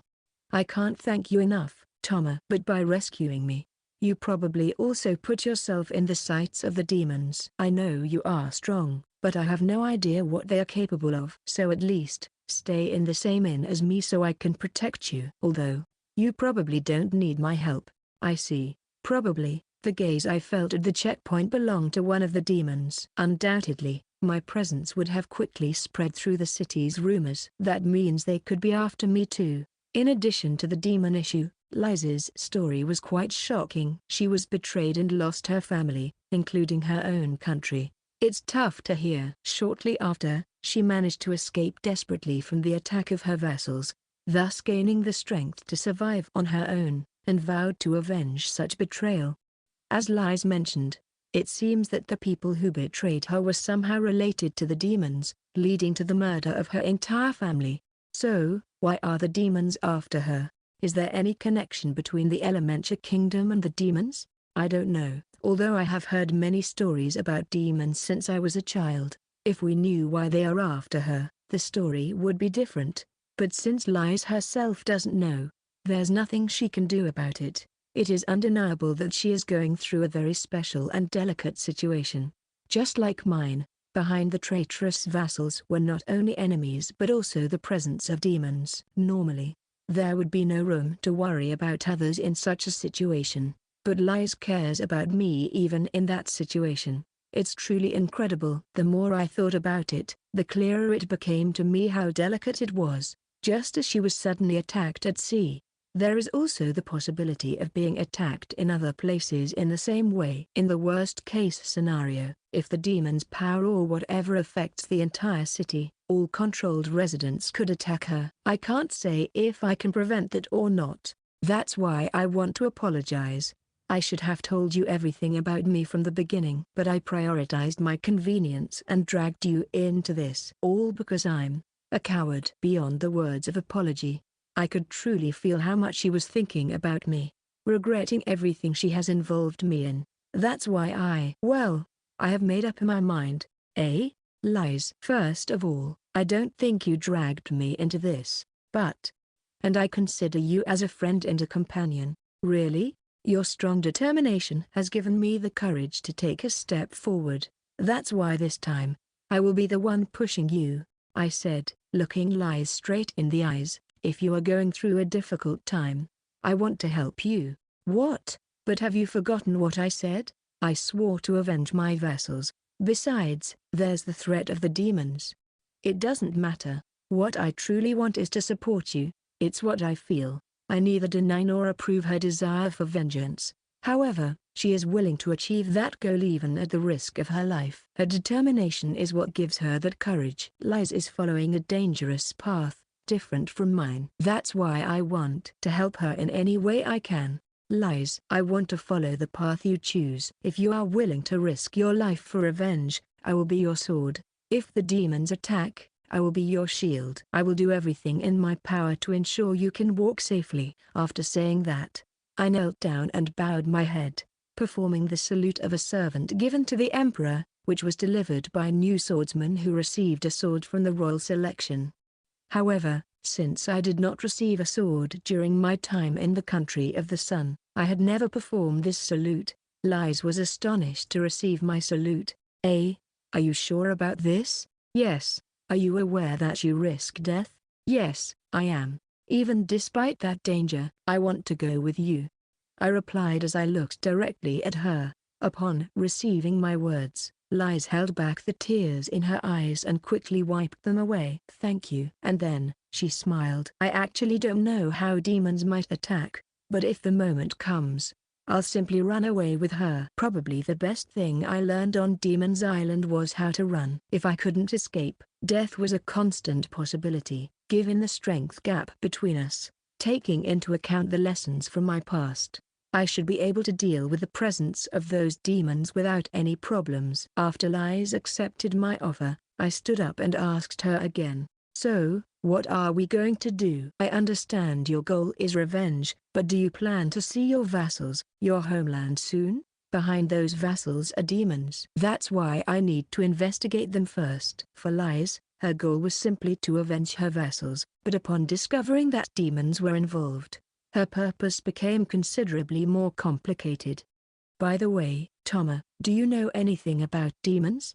No, I'm sorry. In fact, I learned about the existence of non-human races for the first time when I arrived in this place. When I said this, the memory of the battle between the first emperor and the demons that I witnessed on Demon's Island came to mind. Until then, I thought demons were just an extension of common supernatural enemies, but maybe they had some connection to the demons. However, at that time, I didn't have the means to confirm that. I see. In that case, it might be necessary to head to the capital of this country. The capital? Is there something there? The largest library in this country is located there. Perhaps we can find literature about demons. I see. Furthermore, in the capital, there is a dungeon where we could upgrade our equipment and train. A dungeon? You certainly mentioned something about it before. Truly, the world is full of mysterious places. While traveling by ship to this city, I heard about dungeons through adventurers' stories. Apparently, they contain weapons and accessories with special effects, and even books with powerful spells that are not found anywhere else if luck is on your side. And by gaining experience in the dungeon, adventurers can increase their magical power and strengthen themselves in a certain way. I don't know if such a place exists in the country of the sun. At least, it's the first time I've heard about it. How could such a mysterious place have come about? Understood. So, our current goal will be to head to the capital, investigate the demons, and prepare for what comes next. By the way, how far is it from this country to the Elemental Kingdom? Our final destination. This country is at the southern end of this continent, and the Elemental Kingdom is at the northern end. I don't know how large this continent is, but it seems to be quite far. Moreover, the Elemental Kingdom, it's the first time I've heard that country's name. I suppose so. Seeing my reaction, Lies chuckles bitterly. After the conversation ended, we left the guild and headed towards the inn she used.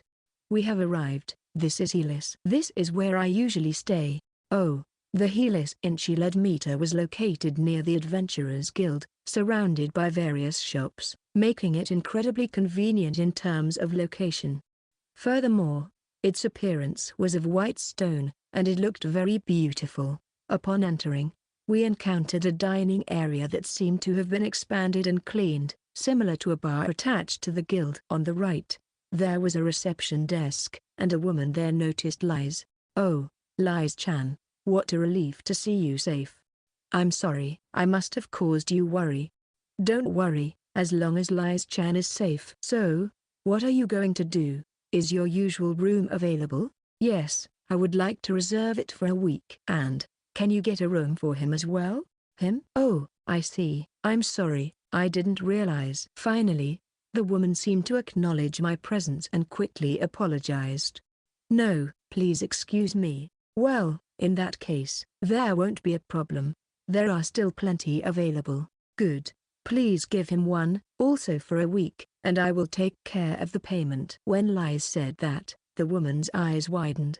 This is unusual. Lies-chan, who has been alone until now, brings someone, and furthermore, a boy. Oh, please don't say it like that. It can lead to misunderstandings. It's not like we have that kind of relationship. Oh, sorry, I apologize. It's just that, at this age sometimes. Ha. The woman smiled kindly, turned to me, and gave me a bow. Welcome to Helis. I'm Anna. Nice to meet you. I'm Touma. Thank you for your kindness. After greeting Anna, we received the room key and were briefed on how the inn operated. While bathing in hot springs was common in the country of the sun, in Restral they didn't have that culture, so they would bring fresh water and towels daily for us to clean up.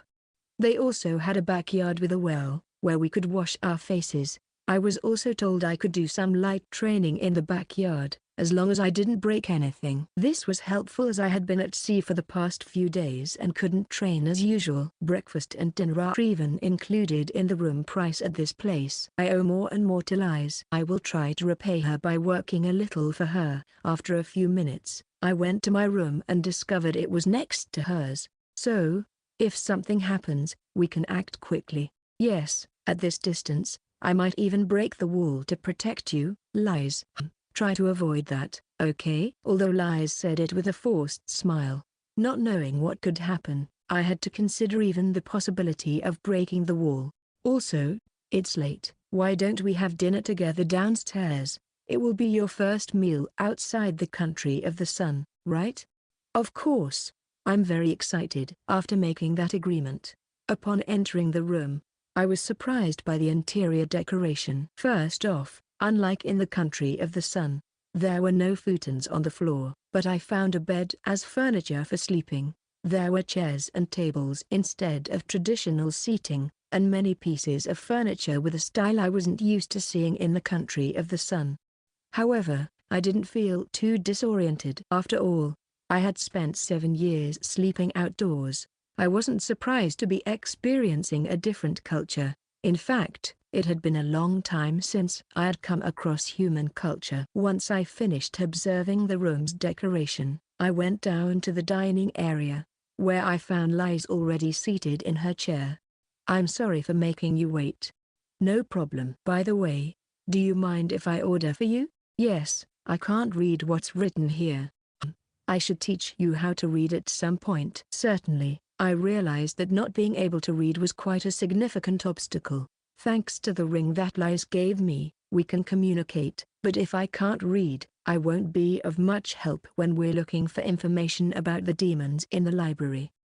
Furthermore, renting the room for a week was to be able to train and improve my skills a bit before heading to the capital. Of course, I don't expect dramatic growth in just 1 week. So while I train, Touma can explore the city or do whatever he wants. No, I promised to protect you, so it would be better not to be too far away, right?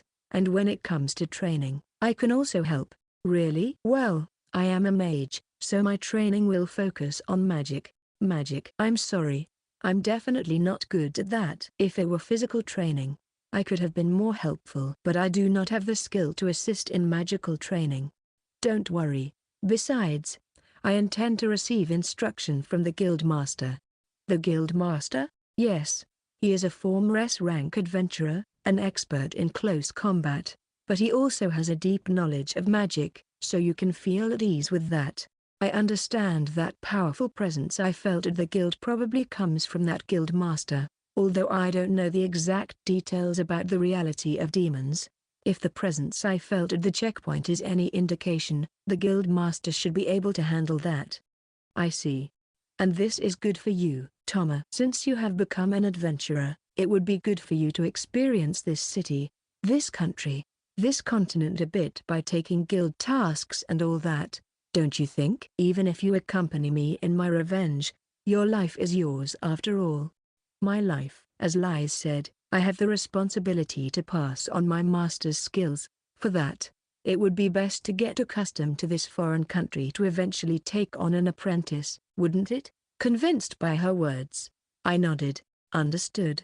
In the meantime, I'll explore the city at my own pace and wait for Liz to be ready. As we chatted about this, the food was finally served. Before me, there was something cooked that seemed to be meat from some animal, fresh vegetables, hot soup, and an unknown brown object.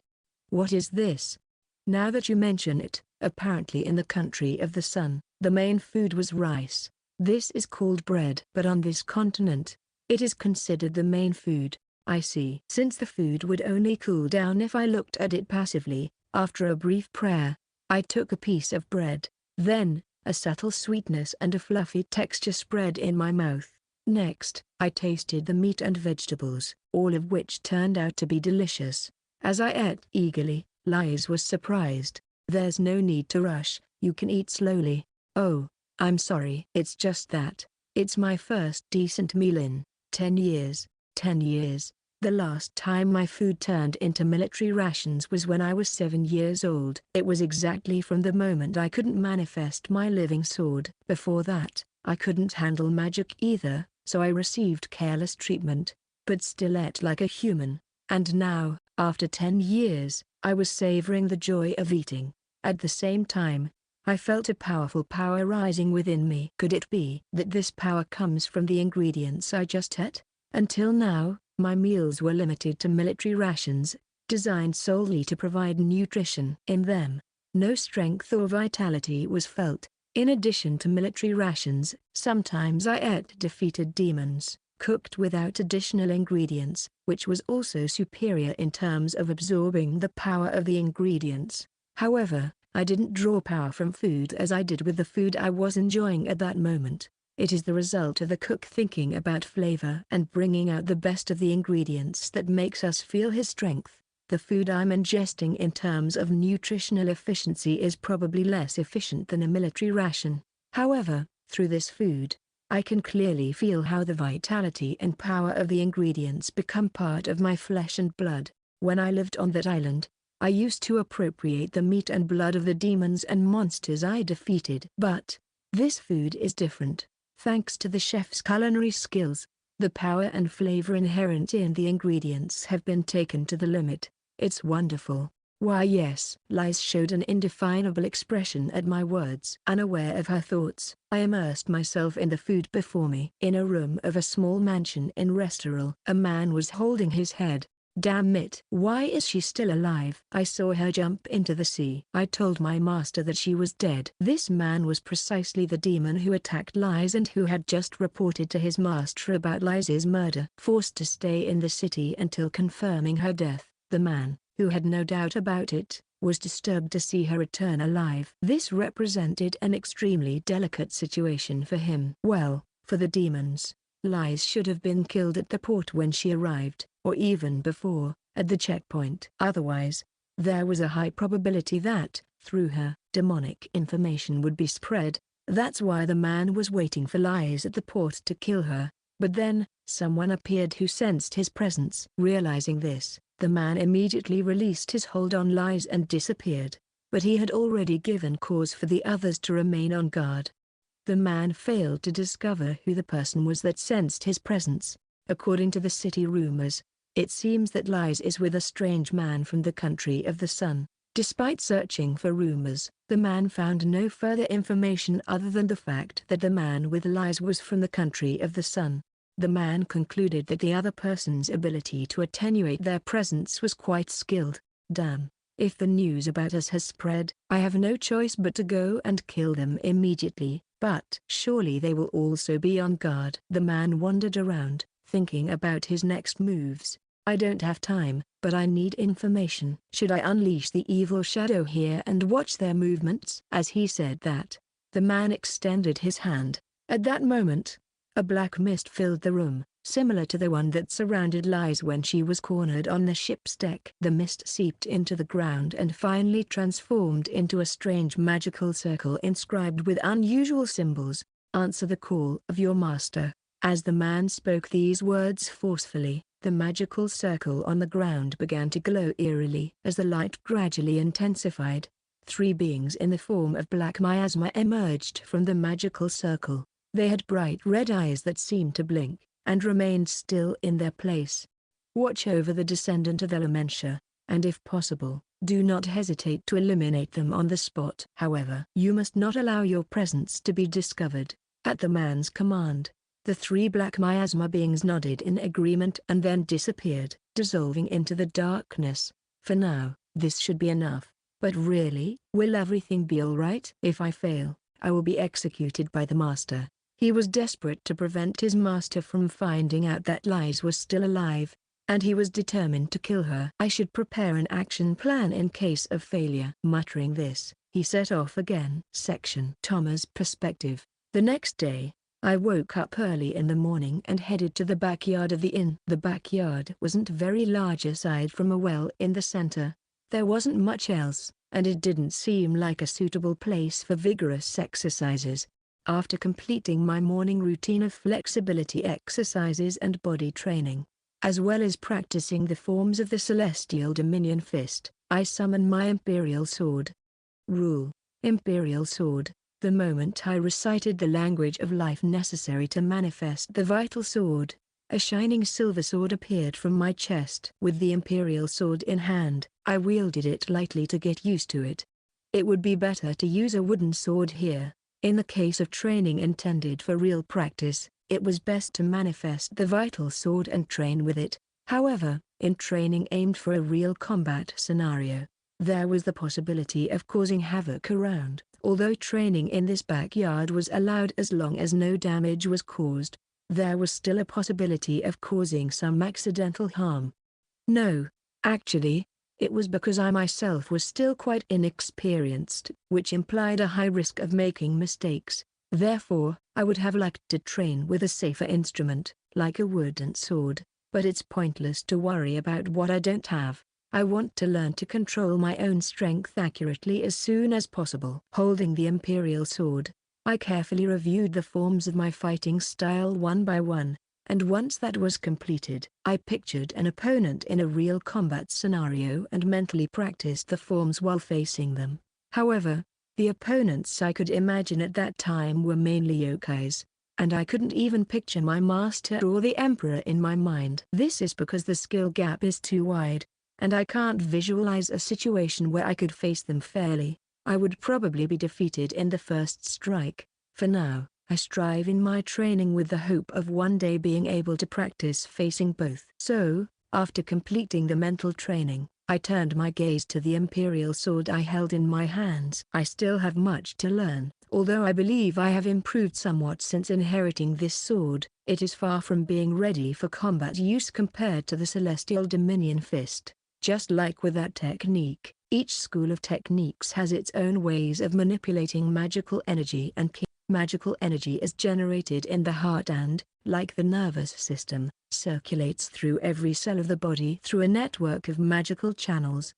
However, the order and places through which this energy flows through these magical channels vary for each technique. Therefore, simply imitating the forms will not allow you to master those techniques. There are as many forms of magical energy flow as there are stars in the sky. Although by chance you may stumble upon one of these flows with astronomical probability, it would be impossible to remember it. That is why, under the guidance of my masters, I learned the correct paths for magical energy, instilled them in our bodies, and engraved them in our memory. As for ki, while not as complex or difficult to handle as magical energy, you still need to learn where to concentrate it. In my case, although I could use the Celestial Dominion Fist in combat due to my familiarity with it, the other fighting styles depend on magical energy flows that push me to the limit. And as I frankly cannot use it in combat, I still cannot perform attacks as versatile as the original Emperor. However, I cannot keep practicing forms forever. So I will also need to accumulate combat experience at some point. All the transmission of such knowledge was given to me in an unconventional way, and my learning was limited to receiving the forms and techniques in my mind. Although I have come out of that cave and have experienced both in the physical and spiritual plane, I have not yet learned directly. For that reason, I have strived in my training by invoking the sensations I experienced while fighting the original Emperor in my spiritual form.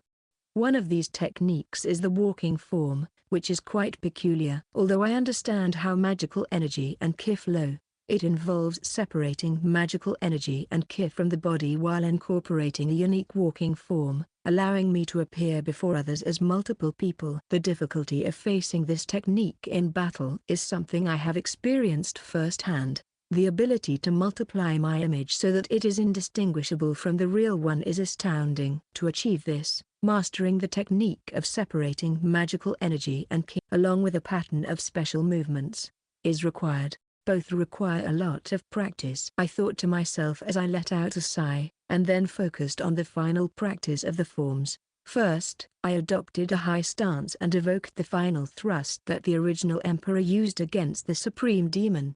Just a thrust, without distractions, in total harmony with my surroundings. As my concentration intensified, soon the sounds and vision of the surroundings faded away, and then, Ha! Just a single thrust. A slash, followed by a memory. As I made that thrust, the place fell into a dominant silence, while a sharp presence seemed to cut through everything around it. Just moments later, the sounds and surroundings that had disappeared returned, and I found myself drenched in sweat. Ha! Ha! With just its strike, I was sweating profusely. I really can't use it in actual combat. The ultimate goal is to be able to execute this technique effortlessly, just like the original emperor. But as it is, despite spending an extensive amount of time and maximizing my concentration, I could only deliver a decent blow. Even if it was an immature strike, its power would surely surpass that of the Celestial Dominion Fist. Ha! Ha! First, I need to get used to not running out of breath after just one strike. I was so exhausted from that single blow that the idea of moving my body further seems daunting. I definitely need to make this the final step of my training from now on. Determined to do so, I managed to drag my weary body to the well, drew water, and washed the sweat off my entire body. After freshening up a bit, I still had time before breakfast, so I decided to take a walk around the city, also to keep watch. Leaving the inn, I noticed there was little activity, and the cold air filled my lungs. Maybe I should go this way. The direction I chose was in the opposite direction of the port we had originally arrived at. Before leaving the inn, I tried to sense any kind of presence around me, but I didn't perceive anything suspicious. While I can detect Liza's presence in a broad area of the city, I must not forget to remain cautious at all times. I thought there might be an attack during the night, but it turned out to be an unnecessary concern. It seems that the other side is also moving cautiously. I could wait to see what his attacker plans to do, but it would be advantageous for him to search for him on my own. Also, it is important to know the layout of the city in case of an attack. So, while strolling, I decided to look for the individual emanating demon energies, remembering the sensation I perceived at the checkpoint. As I wandered the still dark streets, I noticed a place where the presence of people seemed to concentrate. I was intrigued to find out what activity was taking place at this early hour of the morning, so I followed the presence to its origin. There I found another gate, leading to an extensive plain beyond. It seemed that this gate marked the entrance to Restral, a boundary between the city and the outside. The presence I had detected seemed to be concentrated just outside the gate.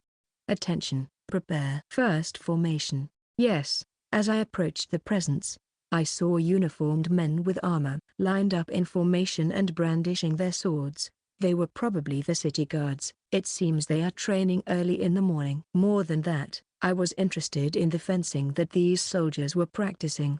Could this be continental fencing? My martial knowledge is limited to the ancient family style of Godou, my master's Celestial Dominion Fist, and the Hoiten style. I know nothing about other styles, so continental fencing intrigues me a lot. Anyway, it would be inappropriate to observe military training without permission, so I decided to talk to the guard soldier in charge while leaving. Excuse me. You surprised me. Oh, I'm sorry. No, I also apologize for not seeing you. So, what? Are you planning to leave the city at this early hour? And moreover, your attire. As you can see, I come from the nation of the sun. Although, I must say that I arrived in this city just yesterday. I see. That's quite unusual. Well, that's fine. If you're leaving the city, I'll need to verify your identification. When I presented my guild card, the guard took it, checked it, and then returned it to me.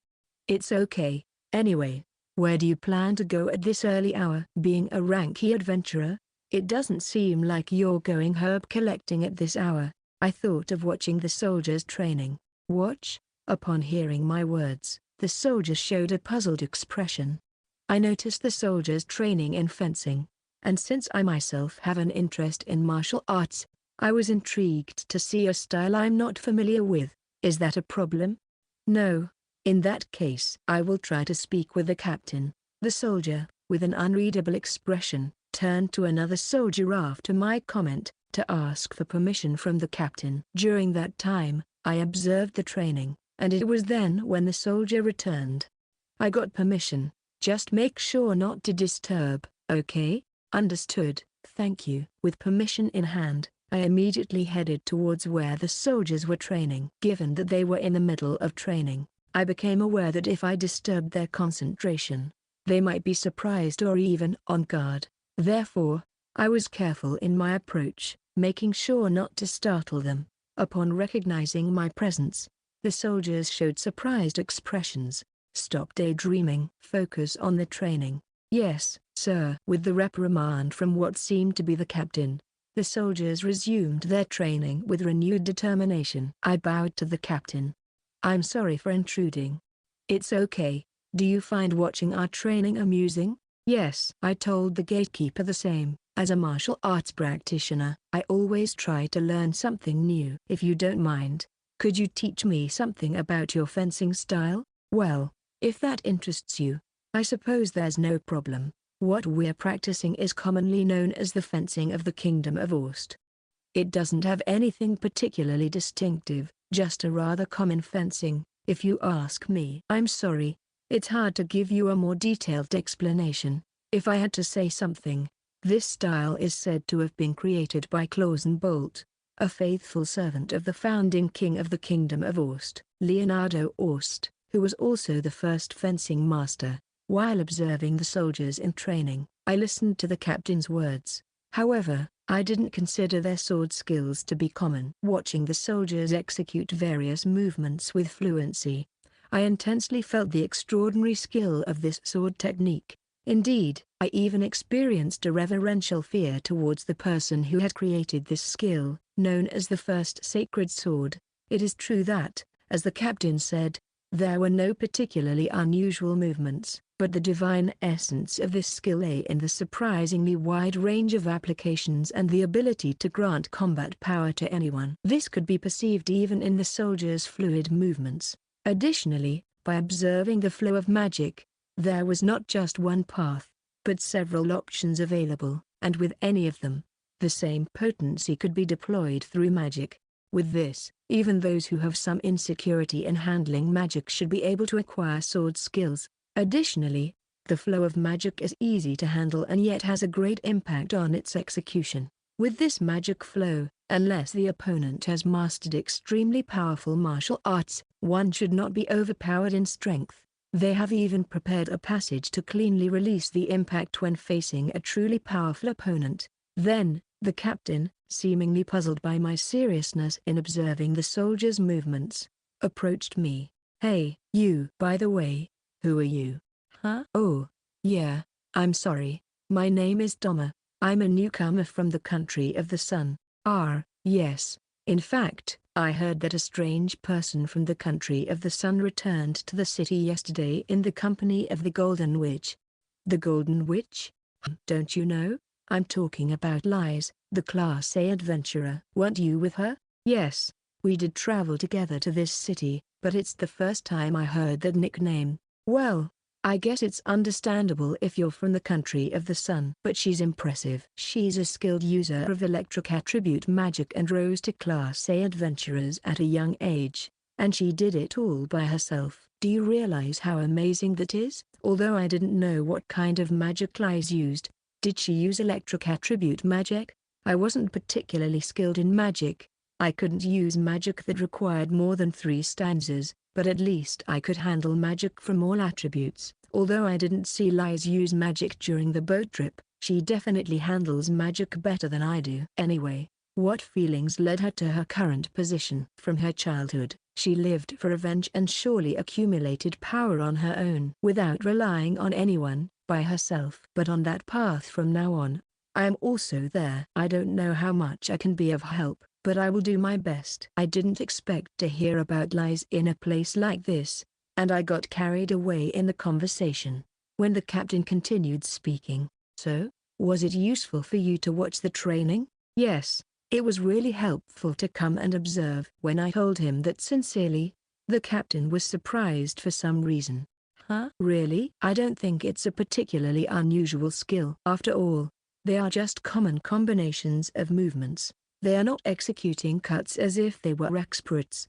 It's not necessary to execute cuts to demonstrate skill. The mastery of the Royal Sword of Ost, although each movement is simple, should allow one to properly face any opponent. What? The sword art of the Kingdom of Ost itself is extremely simple in terms of movements and forms. In fact, one could say that the forms themselves are the basis of the sword art. But, if a practitioner of the Ost sword art were to face someone from an unknown school, they should be able to handle the situation with ease if they have mastered the art of that sword. The movements are so versatile and the flow of magic is so refined. Above all, fundamentally, and from my practice with my master, I have internalized that mastering the fundamentals leads to mastery. Could I use this space for a moment? Huh? Well, I guess it's fine, but what are you going to do? After observing everyone's movements, I felt like moving my body a bit. Immediately, I intended to recreate the art of the Sword of the Kingdom of Ost, but I hesitated to manifest the Imperial Blade in this place. Besides, it would be embarrassing to borrow a sword from someone, so I simply made a hand gesture and followed the flow of magic. It feels good. If I handle this flow of magic correctly, I could smooth the transition between the style of the divine single sword, which is my current challenge. This is ridiculous. Beyond the forms, is he completely recreating even the flow of magic? Captain, was that boy taught about the flow of magic? It can't be. Even if he was taught, he shouldn't be able to learn it just once. But, based on what I saw in his movements, hasn't he perfectly recreated even the flow of magic? How is it possible if he was never taught? I don't know. That boy is strange. Unconsciously, I completely immersed myself in the forms of the sword art of the Kingdom of Ost. Undoubtedly, this sword art is exactly what I need right now. The style of the divine single sword is an overwhelming offensive sword technique that leaves no time for defense. But the first emperor not only skillfully used these offensive techniques, he also applied them to defense. That is truly a testament to his mastery in sword handling. However, I have not reached that level yet. It has only been about memorizing techniques and forms. I am far from being able to perform versatile and flexible attacks. I feel a noticeable discomfort in the transition between techniques. So, if I can effectively incorporate this sword art of the Kingdom of Ost, this could contribute to the development of my own application ability. And upon trying it, I noticed that the flow of magic in this art is very simple, making it easy to learn for many. Although I only applied it lightly, if I study it more deeply, I could probably apply it not only to the style of the divine single sword, but also to the fist of celestial domination. Looking around, I noticed how the chapter and the soldiers were watching me in surprise, some even with a look of satisfaction. Is something happening? No, it's just that. How did you manage to recreate the flow of magic? I saw it and memorized it. Upon my response, strangely, the captain fell silent. Did I say something so strange? The sword art of the Kingdom of Ost has such a simple flow of magic that it should be reasonably easy to learn. Anyway, it's a wonderful sword art. If you don't mind, could you come to observe again tomorrow? Yes. Of course, no problem. Thank you. Well, the sun is rising, so I'll take my leave. Why, yes. After bowing to the captain and the training soldiers, I returned to the city. He said he saw it and memorized it. Is he saying he can see the flow of magic? Even if he could perceive it, it's not possible to see the flow of magic. Why, yes, that's true.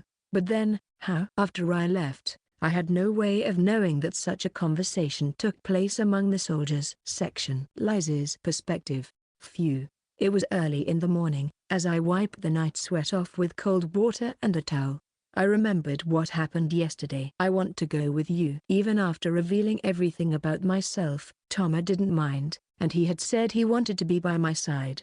At first, when we met, I was on guard unilaterally, but he took me out of the island of the demons, a place seemingly impossible to escape from.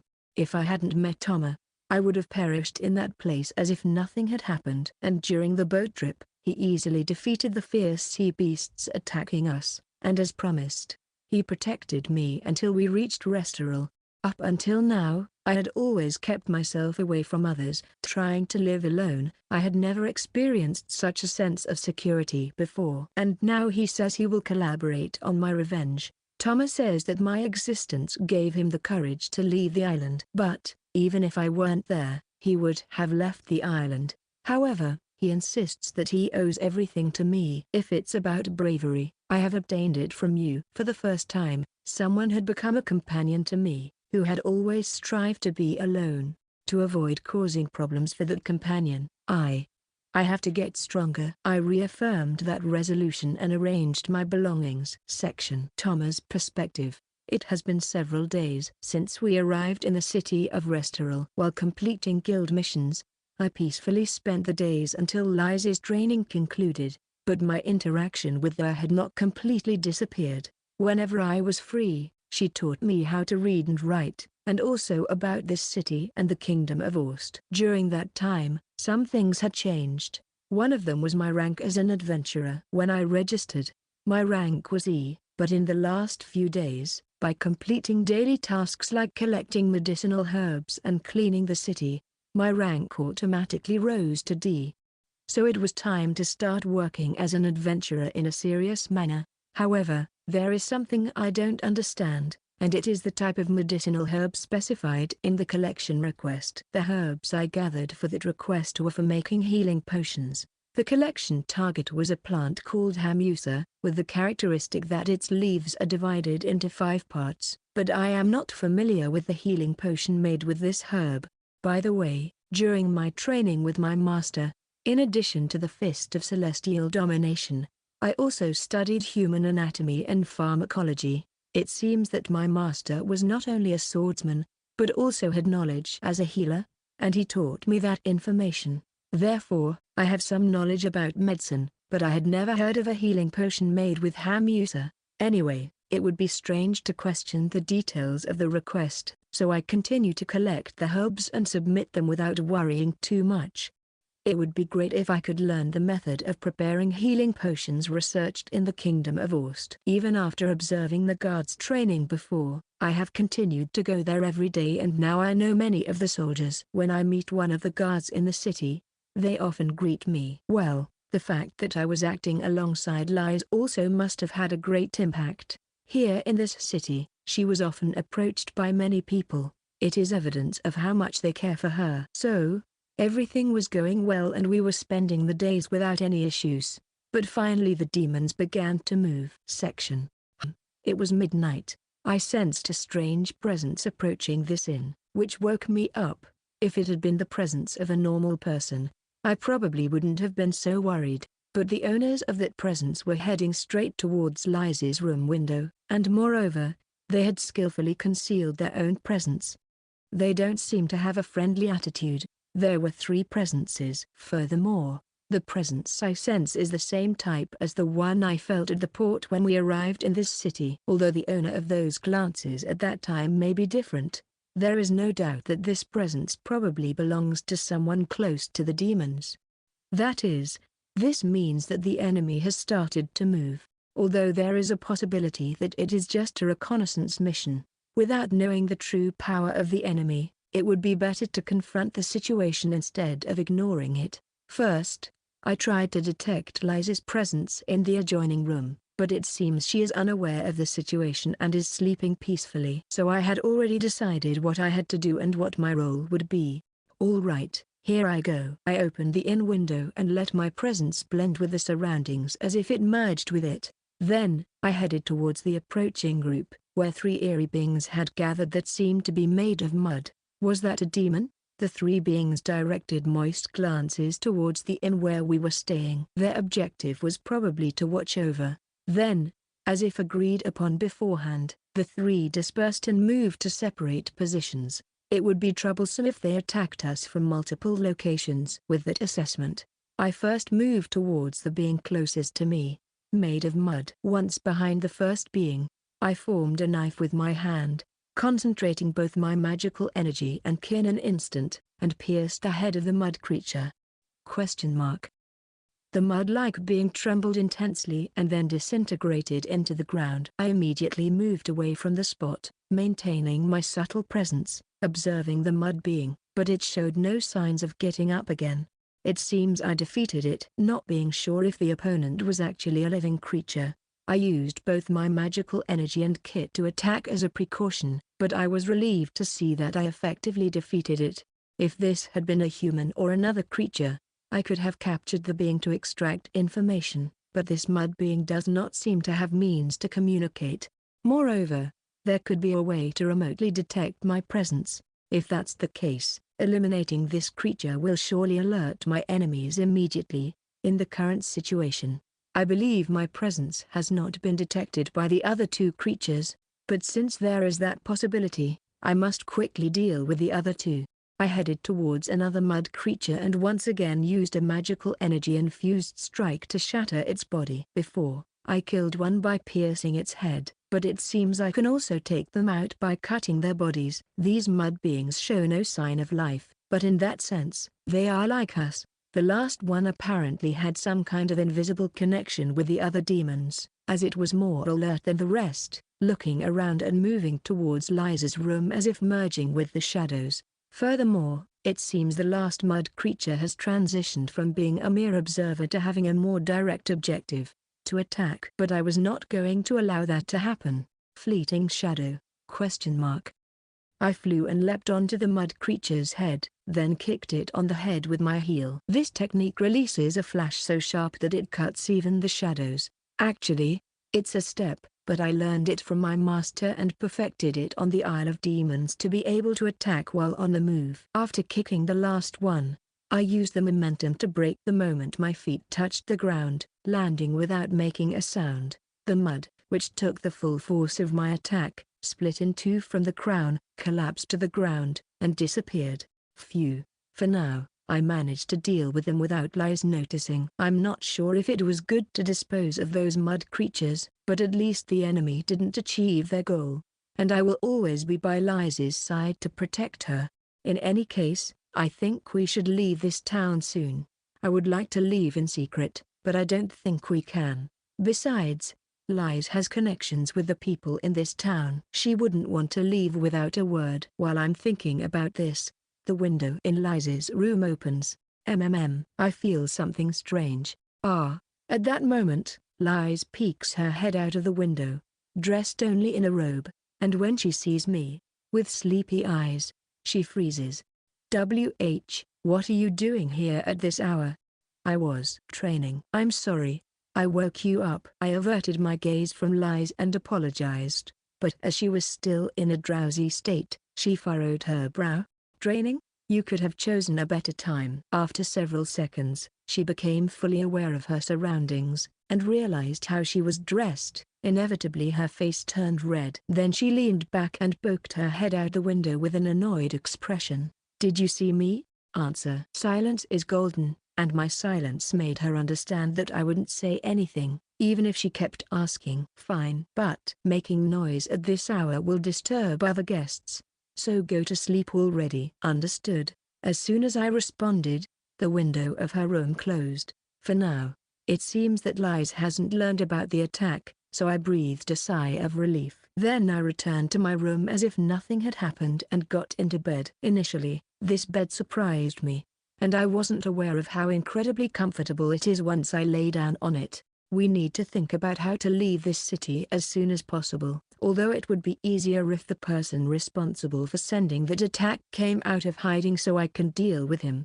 If we can deal with that person, we may be able to hide our existence from the demons for a while. As I thought about it, I closed my eyes and fell asleep. Section. Liz's perspective. The guild's training ground. This place was often used for adventurer training courses, attended by new adventurers seeking to improve their skills. Of course, it can also serve as a normal training ground, but most adventurers prefer to train elsewhere to not reveal their abilities to others. But I couldn't care less.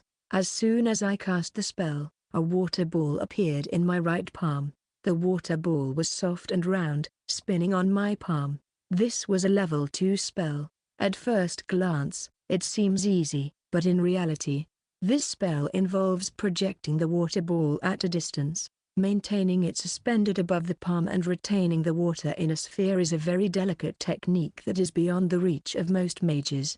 However, I am not satisfied with the result. Faster, and with more precision. By circulating the mana more rapidly and casting the spell in that state, this water ball will turn into a perfect sphere.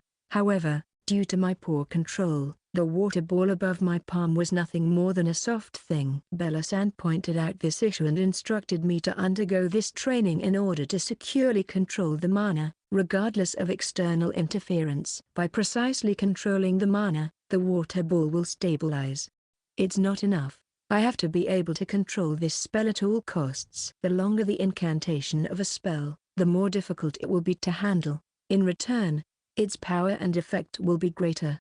Being a rank A adventurer is madness. I can't help but mock myself. So far, I have focused on protecting myself from my family's pursuers and on advancing in rank as an adventurer, to distance myself as much as possible from the country and survive. Of course, the higher the rank, the more challenging the requests I will receive, but I have only focused on efficiency to climb the ranks. That is why, compared to other rank adventurers, I have less experience and have not dedicated time to improving my skills. Still, if I become a rank adventurer, my status in the country will be the same as that of a noble. Wherever I go, I will be treated with a certain level of respect. I thought that if I achieved status, I would no longer have to fear my family's pursuers, and that I would be prepared for revenge. Now that I think about it, it's ridiculous. No matter how much status I gain, the enemy is the one who controls the country and I am just one person. I have no chance of winning.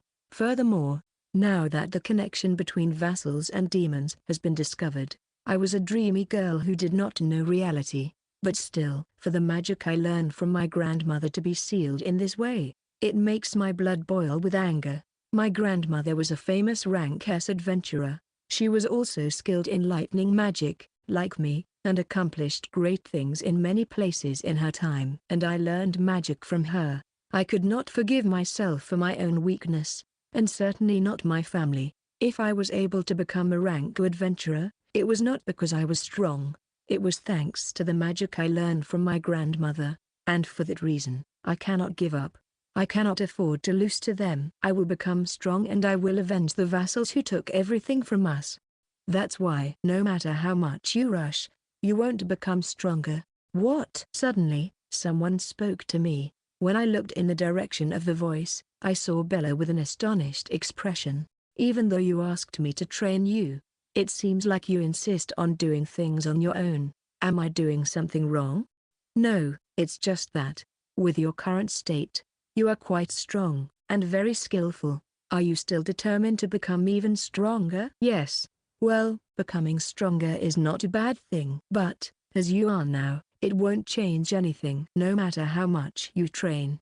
Then, what should I do? I unintentionally raised my voice. I know, and I know this is just a tantrum. But, I can't help it. I don't want to be strong. I just want to live in peace with my father and mother. Why me? Why do I have to seek power? I have no other choice. I need power to protect what is important to me. If I were as strong as Bella-san, I wouldn't have to worry about anything. But I'm not. If I'm not strong, I can't do anything. If I'm weak, eventually. Once I started shouting, I couldn't stop, and it made no sense to blame Bella-san for this. Meanwhile, the demons could be planning something. This time, I could die. Thinking about that made me feel like anxiety would crush me if I didn't say anything. Do you plan to continue acting alone? Bella asked with a serious expression.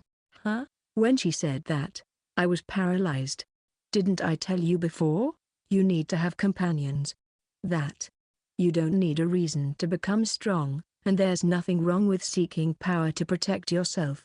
But like this, you'll only have your own power. Bella-san's words left me stunned. Yes, I had been thinking that I couldn't face an entire country alone. And yet, I was still fixated on my own power. I don't know where you plan to go, but 2 are better than 1, and 3 are better than 2. If you have companions who share your goals, you can face any adversary. Upon hearing Bella-san's words, The image of Touma appeared in my mind. Yes, I am no longer alone. I have found companions who will accompany me on my journey. Of course, when facing a country, it doesn't change much whether there are one or two more people. Still, it was definitely better than fighting alone.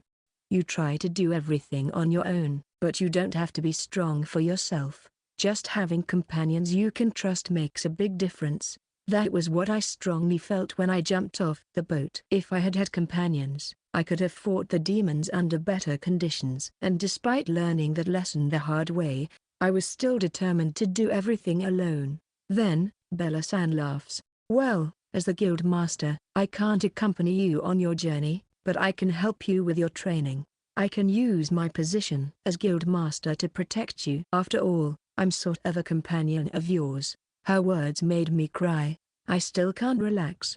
The fact that I make myself stronger should be a great help, and if I become stronger, I will be able to lessen the burden on Touma, who said he would accompany me in my revenge. Touma, with whom I have ended up acting due to a strange twist of fate, called me a companion.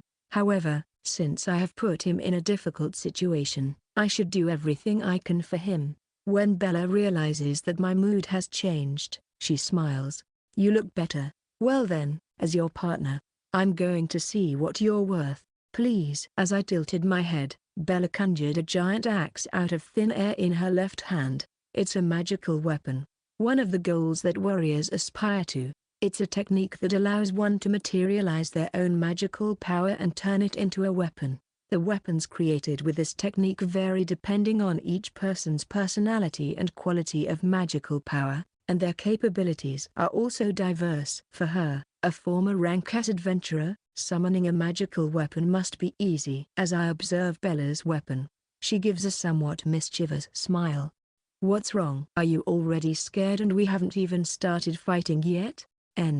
No. Well, all right, but at least entertain me a bit, okay? At that moment, Bella's aura completely changed. She went from her previous cheerful attitude to a presence so imposing that it felt like I was facing a wild and fierce beast. The pressure was so great that my legs almost gave out, but I held on with sheer willpower. Seeing my reaction, Bella slightly widened her eyes. Wow, so you can withstand my pressure.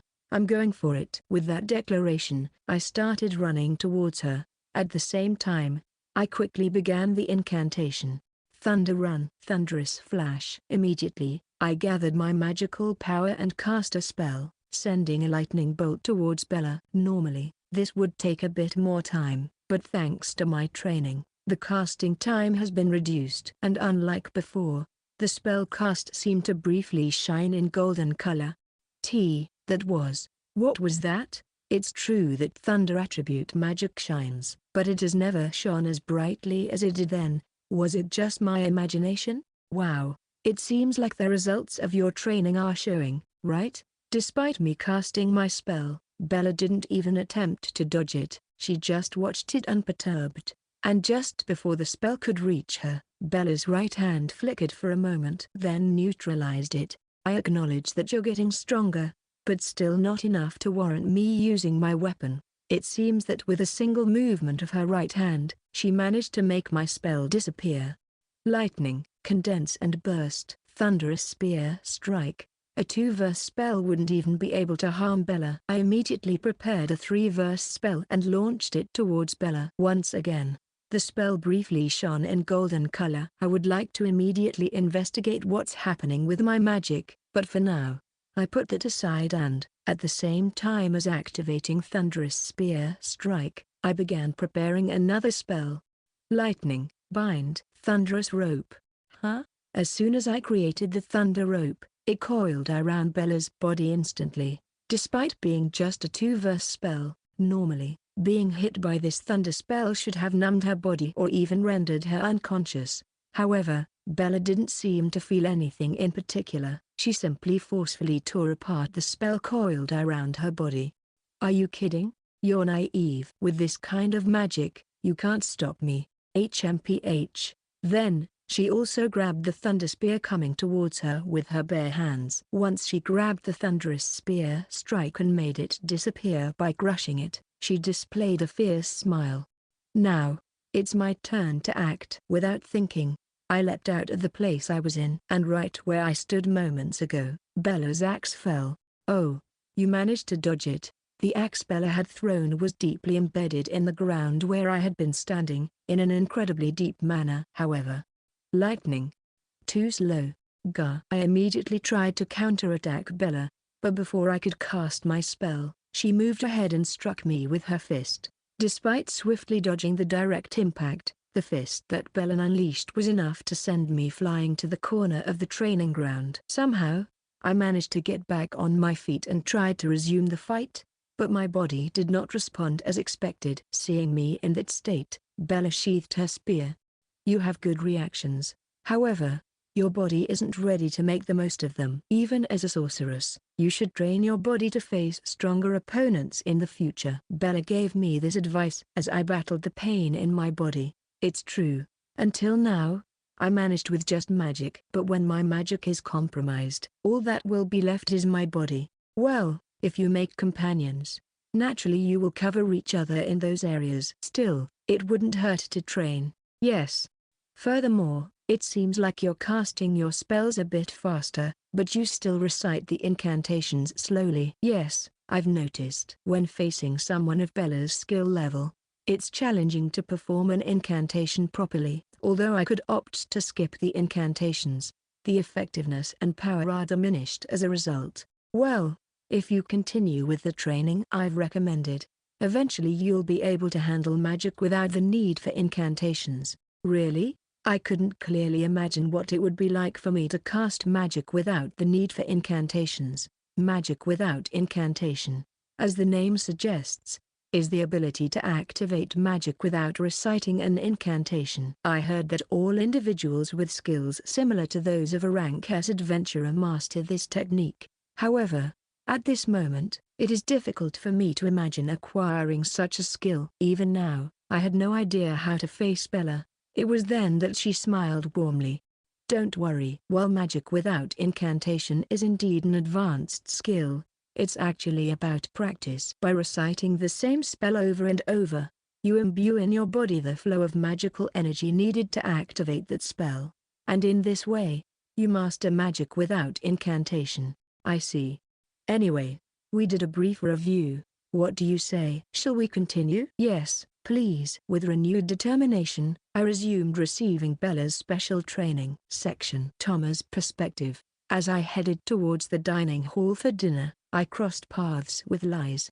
Recently, she seemed busy with various matters, and we barely met for meals. Still, she continued to help me pay for our stay at the inn. Although I was already earning money as an adventurer by taking on quests, she still refused to listen when I tried to repay her. Well, in case I decide to live on my own, I'll probably move to a simpler place than the current inn, but still, I feel uncomfortable accepting money without repaying her. I suppose I'll save enough to pay her back in the future. On the other hand, being close to her comforts me, as I can protect her in case another attack like that night happens again. Since there are many witnesses during the day, they will only limit attacks to the night, so I must be very careful. Putting that aside, after a long time, we decided to eat together. By the way, how have you been lately, Touma? Well, as you know, I've been busy taking on quests for medicinal herb gathering, city cleaning, among other things. Oh, really? But didn't you rank up to D rank? Aren't you thinking of hunting monsters or something? I think I will at some point, but for now, I'm more focused on dealing with humans than magical creatures. Since it's only a matter of time before the demons attack again, I consider it important to improve my combat skills against humans as preparation for that. The unpleasant familiar I faced didn't have a human form, but what I really lack is combat experience against humans, so there's nothing better than honing those skills here. However, I can't just start fighting humans, so eventually, I hope to train with the city guards. As I thought about this, Liz looked at me in amazement. Dealing with humans? What are you talking about? Are you planning on chasing thieves or something? No, it's not about that. For now, I'm just learning from the city. Was there something to learn in this city? Yes, the training of the guards. Guard training? asked Lies in astonishment. Well, since I'm on the continent, I'm interested in unknown martial arts. I see. If you're interested in different martial arts, the royal capital might be the perfect place. Really? Yes. In the royal capital, not only do people of all kinds gather, but there is also an annual combat tournament where skilled fighters compete to determine the champion. Additionally, in the royal capital, you'll find various different dojos, so it could be perfect for you, Touma. Oh, I see. After hearing that, the capital seemed like a very interesting place. While I research magical creatures in the library, why don't you explore those places, Touma? I appreciate the gesture, but I'm not sure if it's a good idea to separate from you, Lies. I appreciate your concern, but I'm training to be able to defend myself. By the way, weren't you training with the guild master? Yes. Although she is too strong for me, so even Rise, a rank adventurer, continues to train. Fascinating. Expressing my admiration, Lies looked at me in astonishment. Speaking of which, you are also very strong, but you still train every morning. It's just a habit ingrained in me. It is precisely because of that dedication that you are strong. But once I have decided to face the demons, I also need to become stronger. It seemed that Lies had found her own motivation to seek strength. I didn't know where this would lead, but the stronger she became, the higher her chances of survival. By the way, when do you plan to go to the royal capital? When I asked her, her expression turned grim. I still don't know. Huh? Right now, I'm training for revenge. But the more I train, the more obvious my helplessness becomes. And it scares me. I wonder if it's okay to continue like this. If I can really take revenge. I'm sorry. Even though Touma is willing to follow me, I'm so scared. Despite saying she is weak, Lies didn't seem that way from my point of view. Acknowledging her own weakness is not something everyone can do. And, despite embracing that weakness, Lies continues to move forward. It's all a matter of confidence. That's why the only thing I can do now is protect her from threats until her mind is settled. And the night I heard Lies's fears and uncertainties. Finally, the demons began to move. Section. Damn it. Have the dark demons fallen too? In a dark room somewhere in Restral, a man raised his voice impatiently. He even eliminated the dark demons without being detected. I won't get any information this way. Well, that's not entirely true. With this, I now know that there is someone capable of sensing the presence of the dark demons. This completely changes how I must execute my plans. I am also reassured by the fact that there are no signs of information about us circulating in the city. In other words, that person is deliberately concealing our presence. The question is why? How frustrating this is. If Bella had defeated the dark demons, she would have reported their existence within the Adventurers Guild and conducted various investigations. Impatiently, the man paces back and forth in the room, and finally, he raises his head with determination. I can no longer pretend. As he uttered those words, the man began to act to carry out a certain plan. Chapter 5, Partners. That night was different from the others. When I felt a strange uneasiness, I woke up immediately and saw that a black fog was flowing into my room. From that fog, I felt the same presence as when I faced the mud demons. In other words, there was no doubt that it was an attack by the demons. But I did not perceive any aggressive or hostile intent in that black fog itself, so I realized it late. I immediately opened the window and tried to go out, but it seemed that the whole city was covered by that black fog, so it was clear that it would have swallowed me as soon as I went out. All right. I activated my internal magical flow and circulated my magic at a faster speed than usual. This, combined with covering my whole body with my kit, at the next instant, the black fog failed to invade my body and dissipated. It seems like this defense method works well. By strengthening my body with magic, I managed to improve my immune system and my recovery ability. At the same time, the ki reinforced the exterior of my body, allowing me to face most external interferences by activating both abilities simultaneously. More importantly, where is Lies? Here. Do you hear me? Lies. Lies rushes quickly towards me from her room. Lies, are you okay? Yes. But, what about you? I am fine, but you? Don't worry, I am protecting my body from the black fog by strengthening myself with magic and ki. But for some reason, you are not doing the same. This created a great doubt in her about the current situation. For some reason, this black fog seems to avoid touching me. That's true, as Lies says. The black fog is somehow hovering around her, as if avoiding her body. Could there be a reason why this black fog, unleashed by the demons, is avoiding Lies? Lies. This fog definitely is the work of the demons. It is undoubtedly the same fog they used when they attacked us before, and it is the function of hindering the use of magic. It's no wonder I felt that my magic was a bit difficult to control. However, since I have fought monsters with similar abilities in the past, having opponents who hinder the movement of my magic is not a major obstacle to me, but it is still a great nuisance. More importantly, the city is unusually quiet. That's right. Even though it's night, I felt an unusually calm atmosphere. We immediately began to move to check the situation. Anna-san, guys, Anna, the innkeeper, and the adventurers who were also staying there, were all lying on the ground. With obvious concern, Lies lifted Anna in her arms and checked her condition. Are they sleeping? Yes, all those who were lying in that place were plunged into a deep sleep, and no matter how many times they were called, they would not wake up. I also briefly checked Anna's condition. It's absorbing her magical energy. Huh? It seems that this black fog, in addition to putting people to sleep in this place, also has the effect of absorbing the magical energy of those who are asleep. What? Then we must immediately get rid of this fog. I understand how you feel, but even if we were to temporarily disperse the black fog floating here, it would only be a temporary relief, considering that the black fog extends throughout the city. Fortunately, the absorption of magical energy has not yet had a devastating impact on people's lives, but if they remain under its effects for too long, all the inhabitants of this city whose magical energy is absorbed to exhaustion will probably die. This made Lies go pale and start trembling.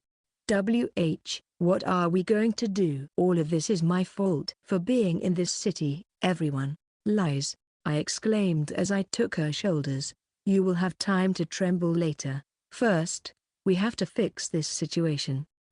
But how are we going to do that? There is no doubt that this black fog is the work of the demons. That's why we have to find those responsible and make them stop.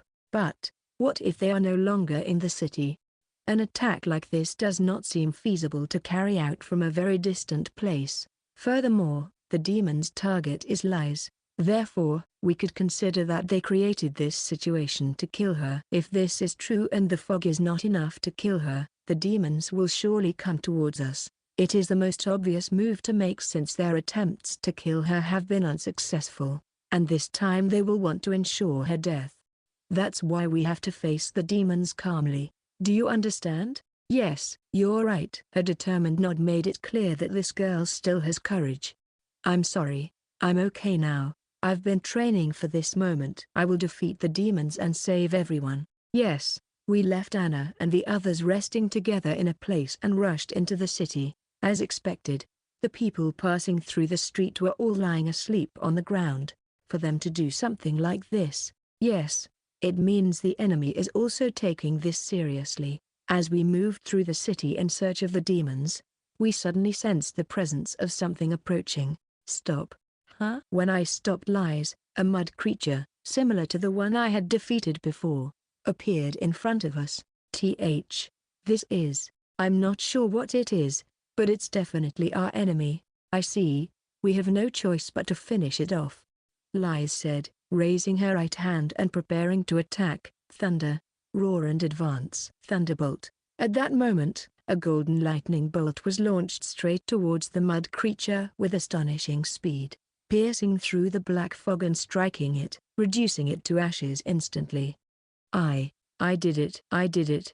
My training with Bella-san has paid off, and to add more merit to her act, she managed to break the magic seal that this fog had on her. It was also the first time I had seen a spell with golden lightning that shone in that way. For a moment, I thought it was something common for her, but her expression of unease said otherwise. I don't understand. How was I able to replicate that spell again? So it wasn't just a one-time thing during my training with Bella-san? It's not surprising to feel confused after possessing a different power than usual. Although, lies. You'll have to reflect on that later. What? It seems like the enemy has realized our presence. Originally, I wanted to find the main demon responsible and confront it directly, but it seems that we'll have to first deal with its minions. It will be a problem if our opponent shows up after these creatures have worn us down physically and mentally. Let's fight while we search for the leader of these creatures. Yes. We ran together, and as if they were waiting for us, the mud creatures began to attack us one after another. Gather, lightning, and clear the path. Thunder sword. Lies chanted a 3-verse spell and created a sword made of lightning in her right hand. When she wielded the sword towards her target, it turned to dust upon contact. It's strange, I don't feel any resistance. As Lies tilted her head in curiosity, I came to a conclusion. Every time she attacks those creatures, they turn to dust instantly. But when I try to attack them with magic, I don't get the same result. It seems that Liza's magic is the only one that has an absolute effect on the demons. Maybe that's why the demons are trying to go after her. Could this be the reason? That possibility seems very likely. But I don't understand why my magic. What makes it special? Let's analyze that calmly later. Yes, you're right. While we were having that conversation, we kept fighting, but unfortunately, the demons were numerous, and I began to notice signs of fatigue in Lies. Ugh. How many more are going to appear?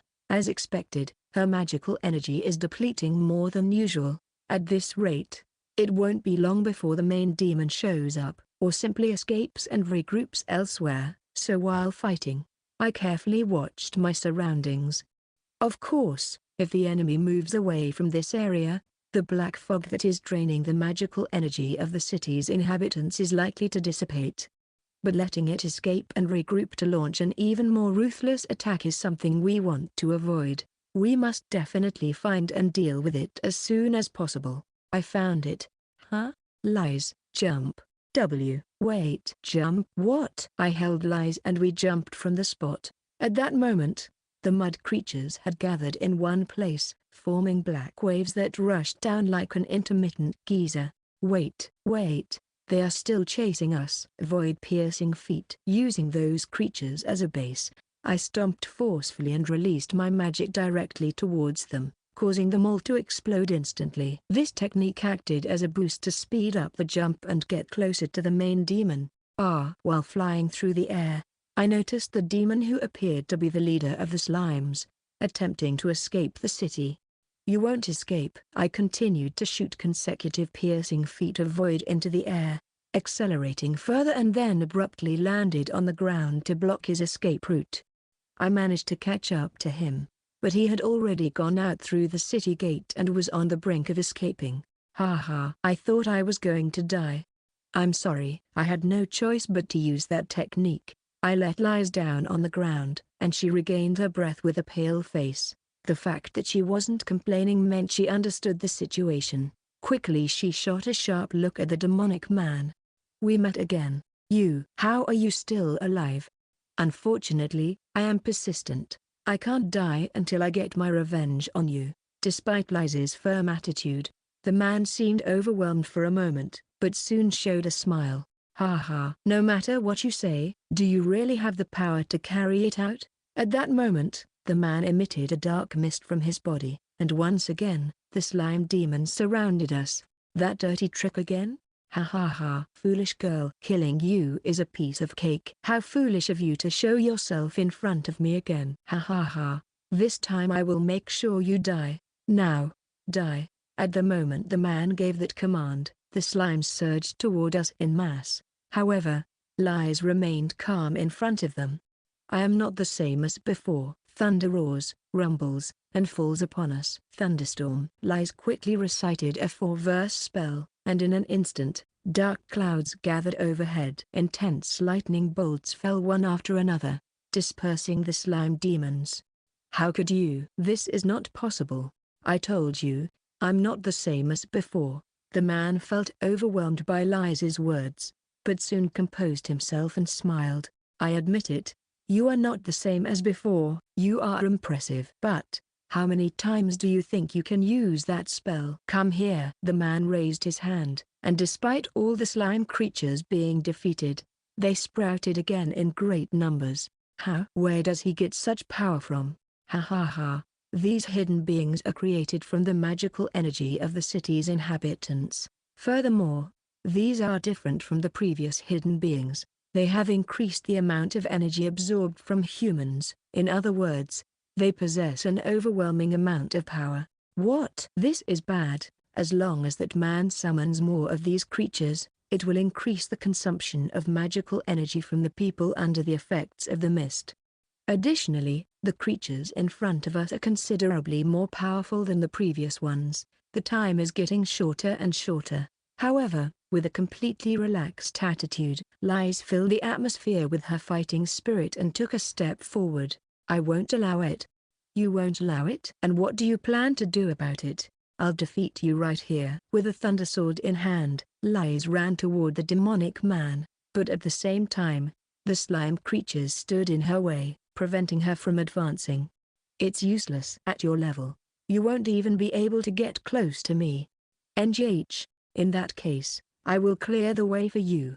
I darted forward in front of Lies and aimed a punch at the approaching slimes. Celestial Dominion Fist. In that instant, the bodies of the slimes were sent flying, clearing a direct path towards the man. "What in the world are you?" Ignoring the man's surprise at my technique, I turned to Lies. "Run. I'll take care of clearing the path." "Thank you." "I won't allow it." The creatures began to crawl towards Lies, and as I calmly observed the situation, I eagerly found their weak point. Break war formation. I charged both hands with magic and fighting spirit and unleashed a series of furious blows. Each one accurately hit their weak points, causing these monsters to disappear instantly. "What? How did you do that?" "Wait. Your appearance. Are you the famous shoulder from the country of the sun? Were you the one meddling in my plans all this time? Don't lose sight of what's happening around you." "What?" Lies reached the man and, with a swift movement, managed to cut the man's body with the thunder sword. However, having swiftly dodged it, the man did not receive a mortal wound. Nevertheless, the wound was deep, and smoke emanated from the cut area. "You, accursed descendant of the elemental lineage." Then, the demonic man raised his right hand and released a black flash towards her. "But regret attacking the city's people." Surprisingly, at the same moment that a golden magical energy surged from Lies's body, Thundering Thunderspear was released without an incantation.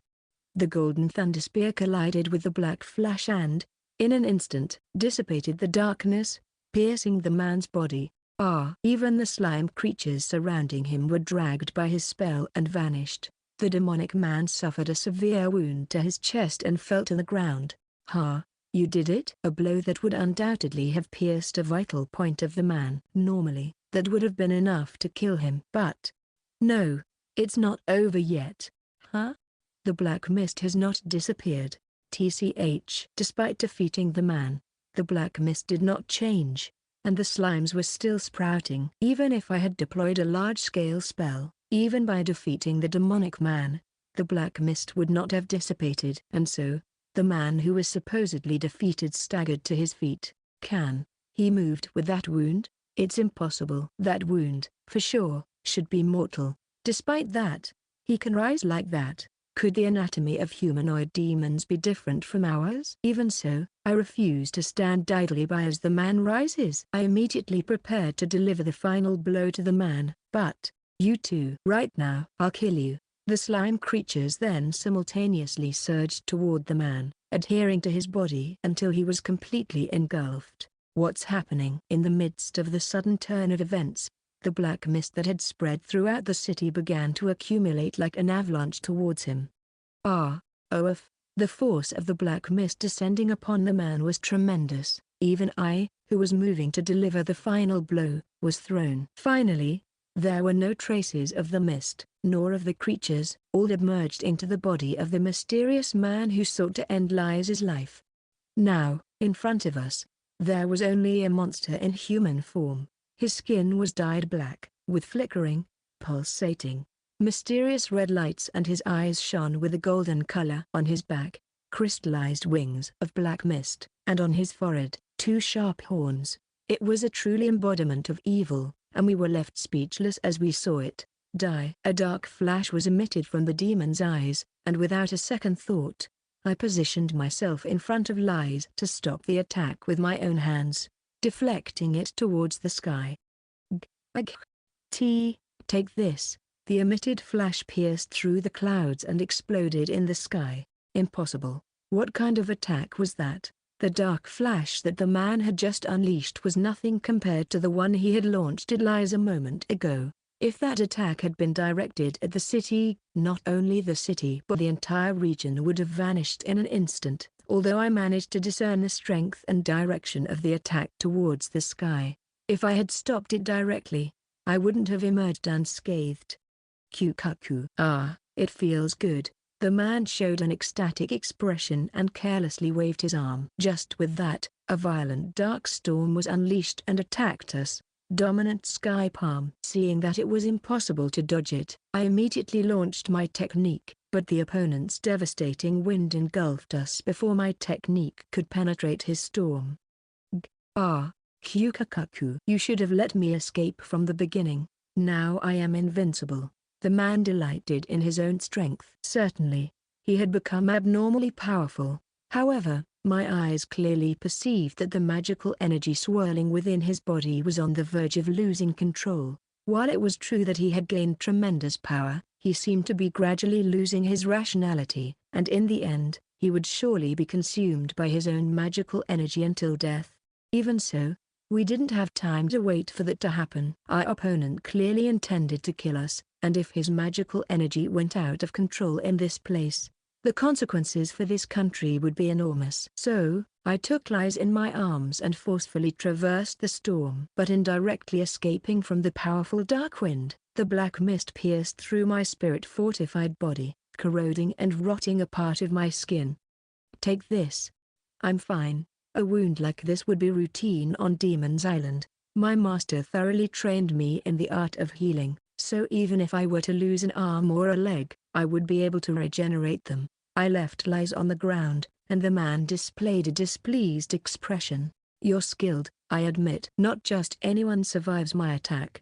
However, if I eliminate you first, you won't be a nuisance in my path anymore. Then, a dense black mist and magical energy gathered in the man's palm and were released towards us at once. This attack was charged with enough force to easily raise an entire city, and the city of Restral was in the line of fire of this attack. We were caught between a rock and a hard place, as we couldn't avoid it. Celestial Dominion Fist. I launched my fist as if directly piercing the dark flash. As my fist collided with the dark flash, the pressure pierced the final point of the flash, dispersing it into the mist. Previously, I couldn't instantaneously perceive the final point of the powerful dark flash, but after receiving the attack once, I could now clearly see its endpoint. What are you doing? The man, surprised that his attack was pierced head-on, widened his eyes.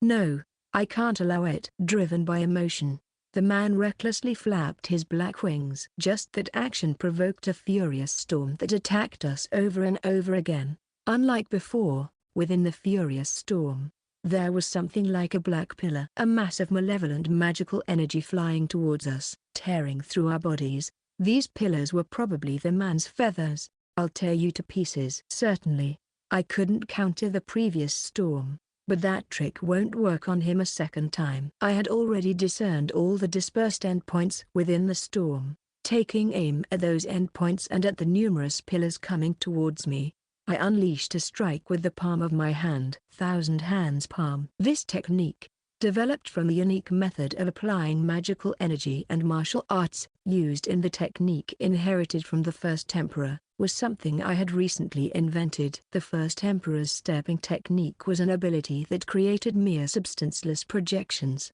However, by combining it with the Houghton method of applying magical energy, I succeeded in not only creating projections, but real manifestations with the aid of magical energy and martial arts. While Houghton was a technique of successive strikes, Thousand Hands Palm was a technique that unleashed countless simultaneous palm strikes. By shaping the palm strikes with magical energy and martial arts, I managed to pierce all the endpoints of the attacks coming towards me.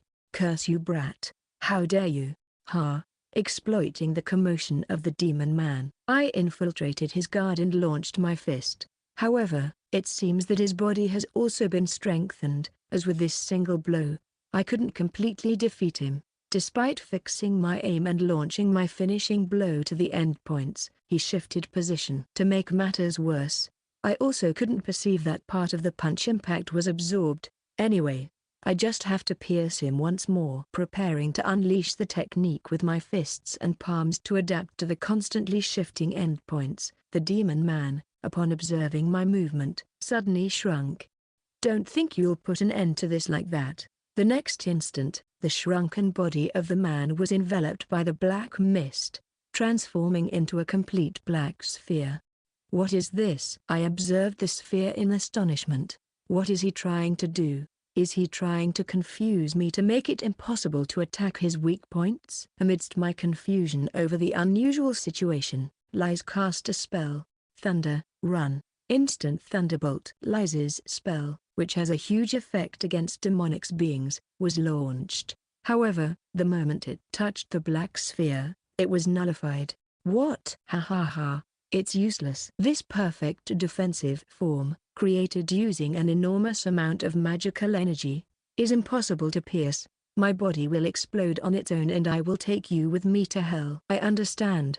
Since he saw himself unable to defeat us, he chose to continue overflowing his magical energy after evaluating his own condition. Does that degree of irrationality still remain in him? What obsession drives him to pursue lies at all costs? His magical power, combined with the power of the people absorbed by the city, has reached incredible levels. I have never seen a living being with such a colossal amount of magical power, not even on Demon's Island. If this magical power goes out of control and the man's body explodes, this city will disappear without a trace. To stop the uncontrolled explosion of his magical power, it is necessary to find the endpoint of that power and attack it. Without an uncontrolled explosion, the magical power will begin to crumble and disappear naturally.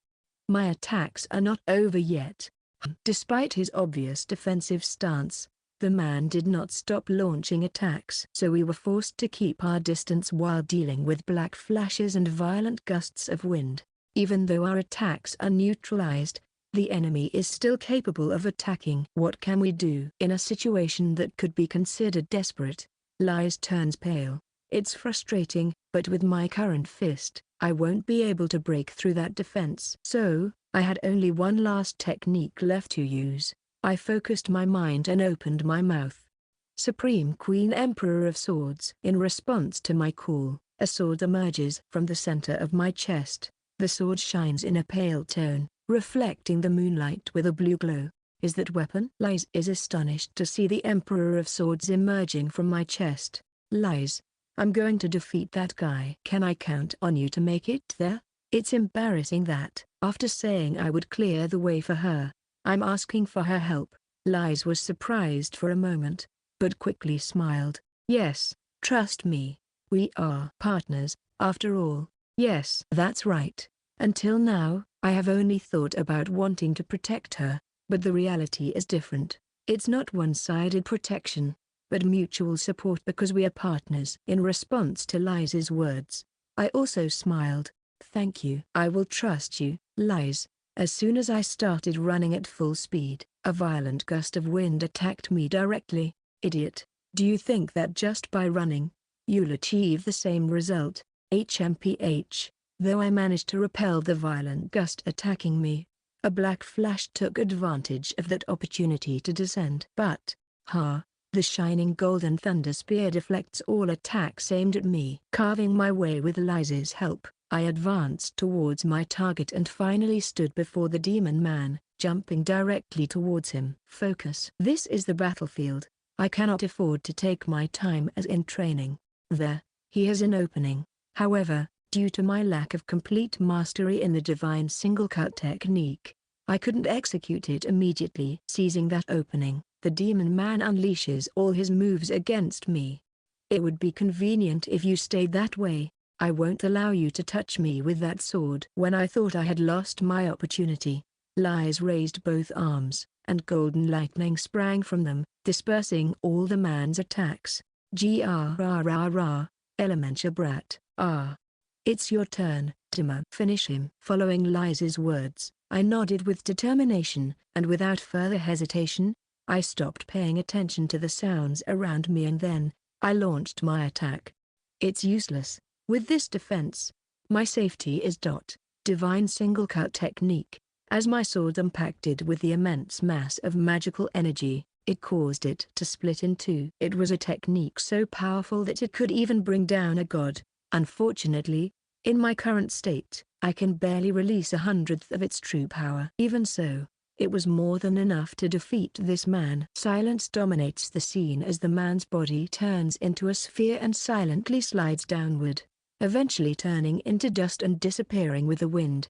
Section. A few days have passed since that battle. After defeating the man of the demon race, the people in the city regain consciousness safely. However, due to the sudden loss of consciousness of many people, an investigation is immediately carried out by the city's leaders. Since both Lies and I presented ourselves as involved in the incident, we both also underwent the investigation. It was at that moment when Lies decided to communicate the existence of the demon race through the guild master of the Adventurers Guild. The demon race, huh? A middle-aged man who has just learned of the existence of the demon race in front of her is Lord Leiden Granhild, the noble who rules Restoril. Although Lord Leiden seemed very puzzled by Lies's revelation about the existence of the demon race, the guild master, Bella, intervenes. I believe what this girl is saying is true. Do you think Lies is lying?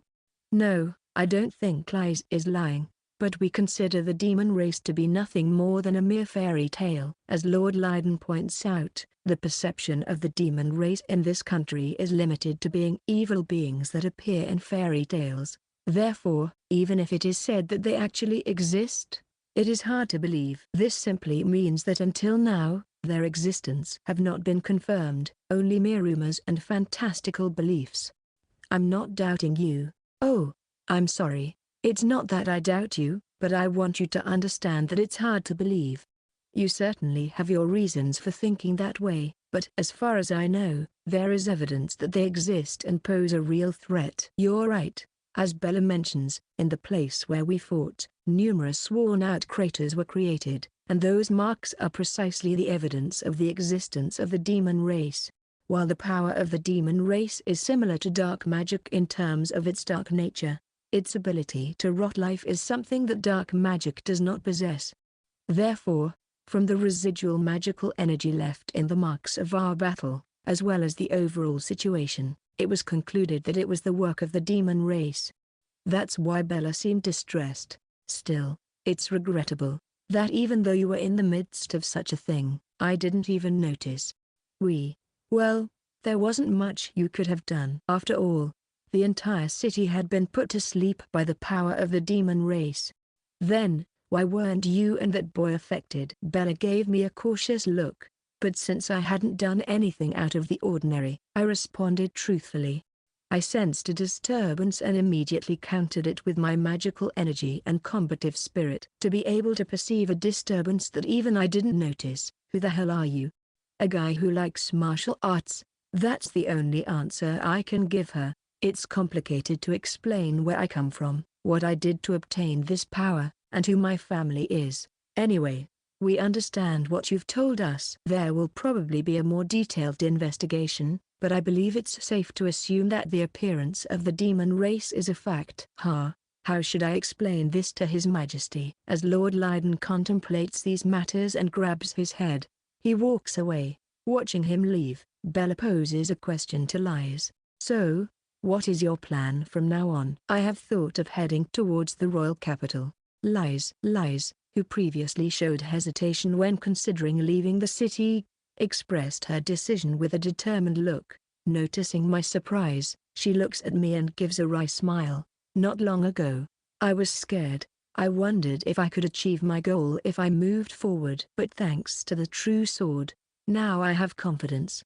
Besides, if I stay here, I might end up causing trouble again. That's why I have decided to embark on this journey. I see. It's definitely nice having you around, Bella murmured nostalgically, but I guess it's okay. After all, you have the true sword by your side, right? Yes. In that case, I can rest assured. Whatever happens from now on, you'll be fine, Bella-san. With tears in her eyes, Liz accepts her friend and protector's words. After that emotional moment, Bella gives me a serious look.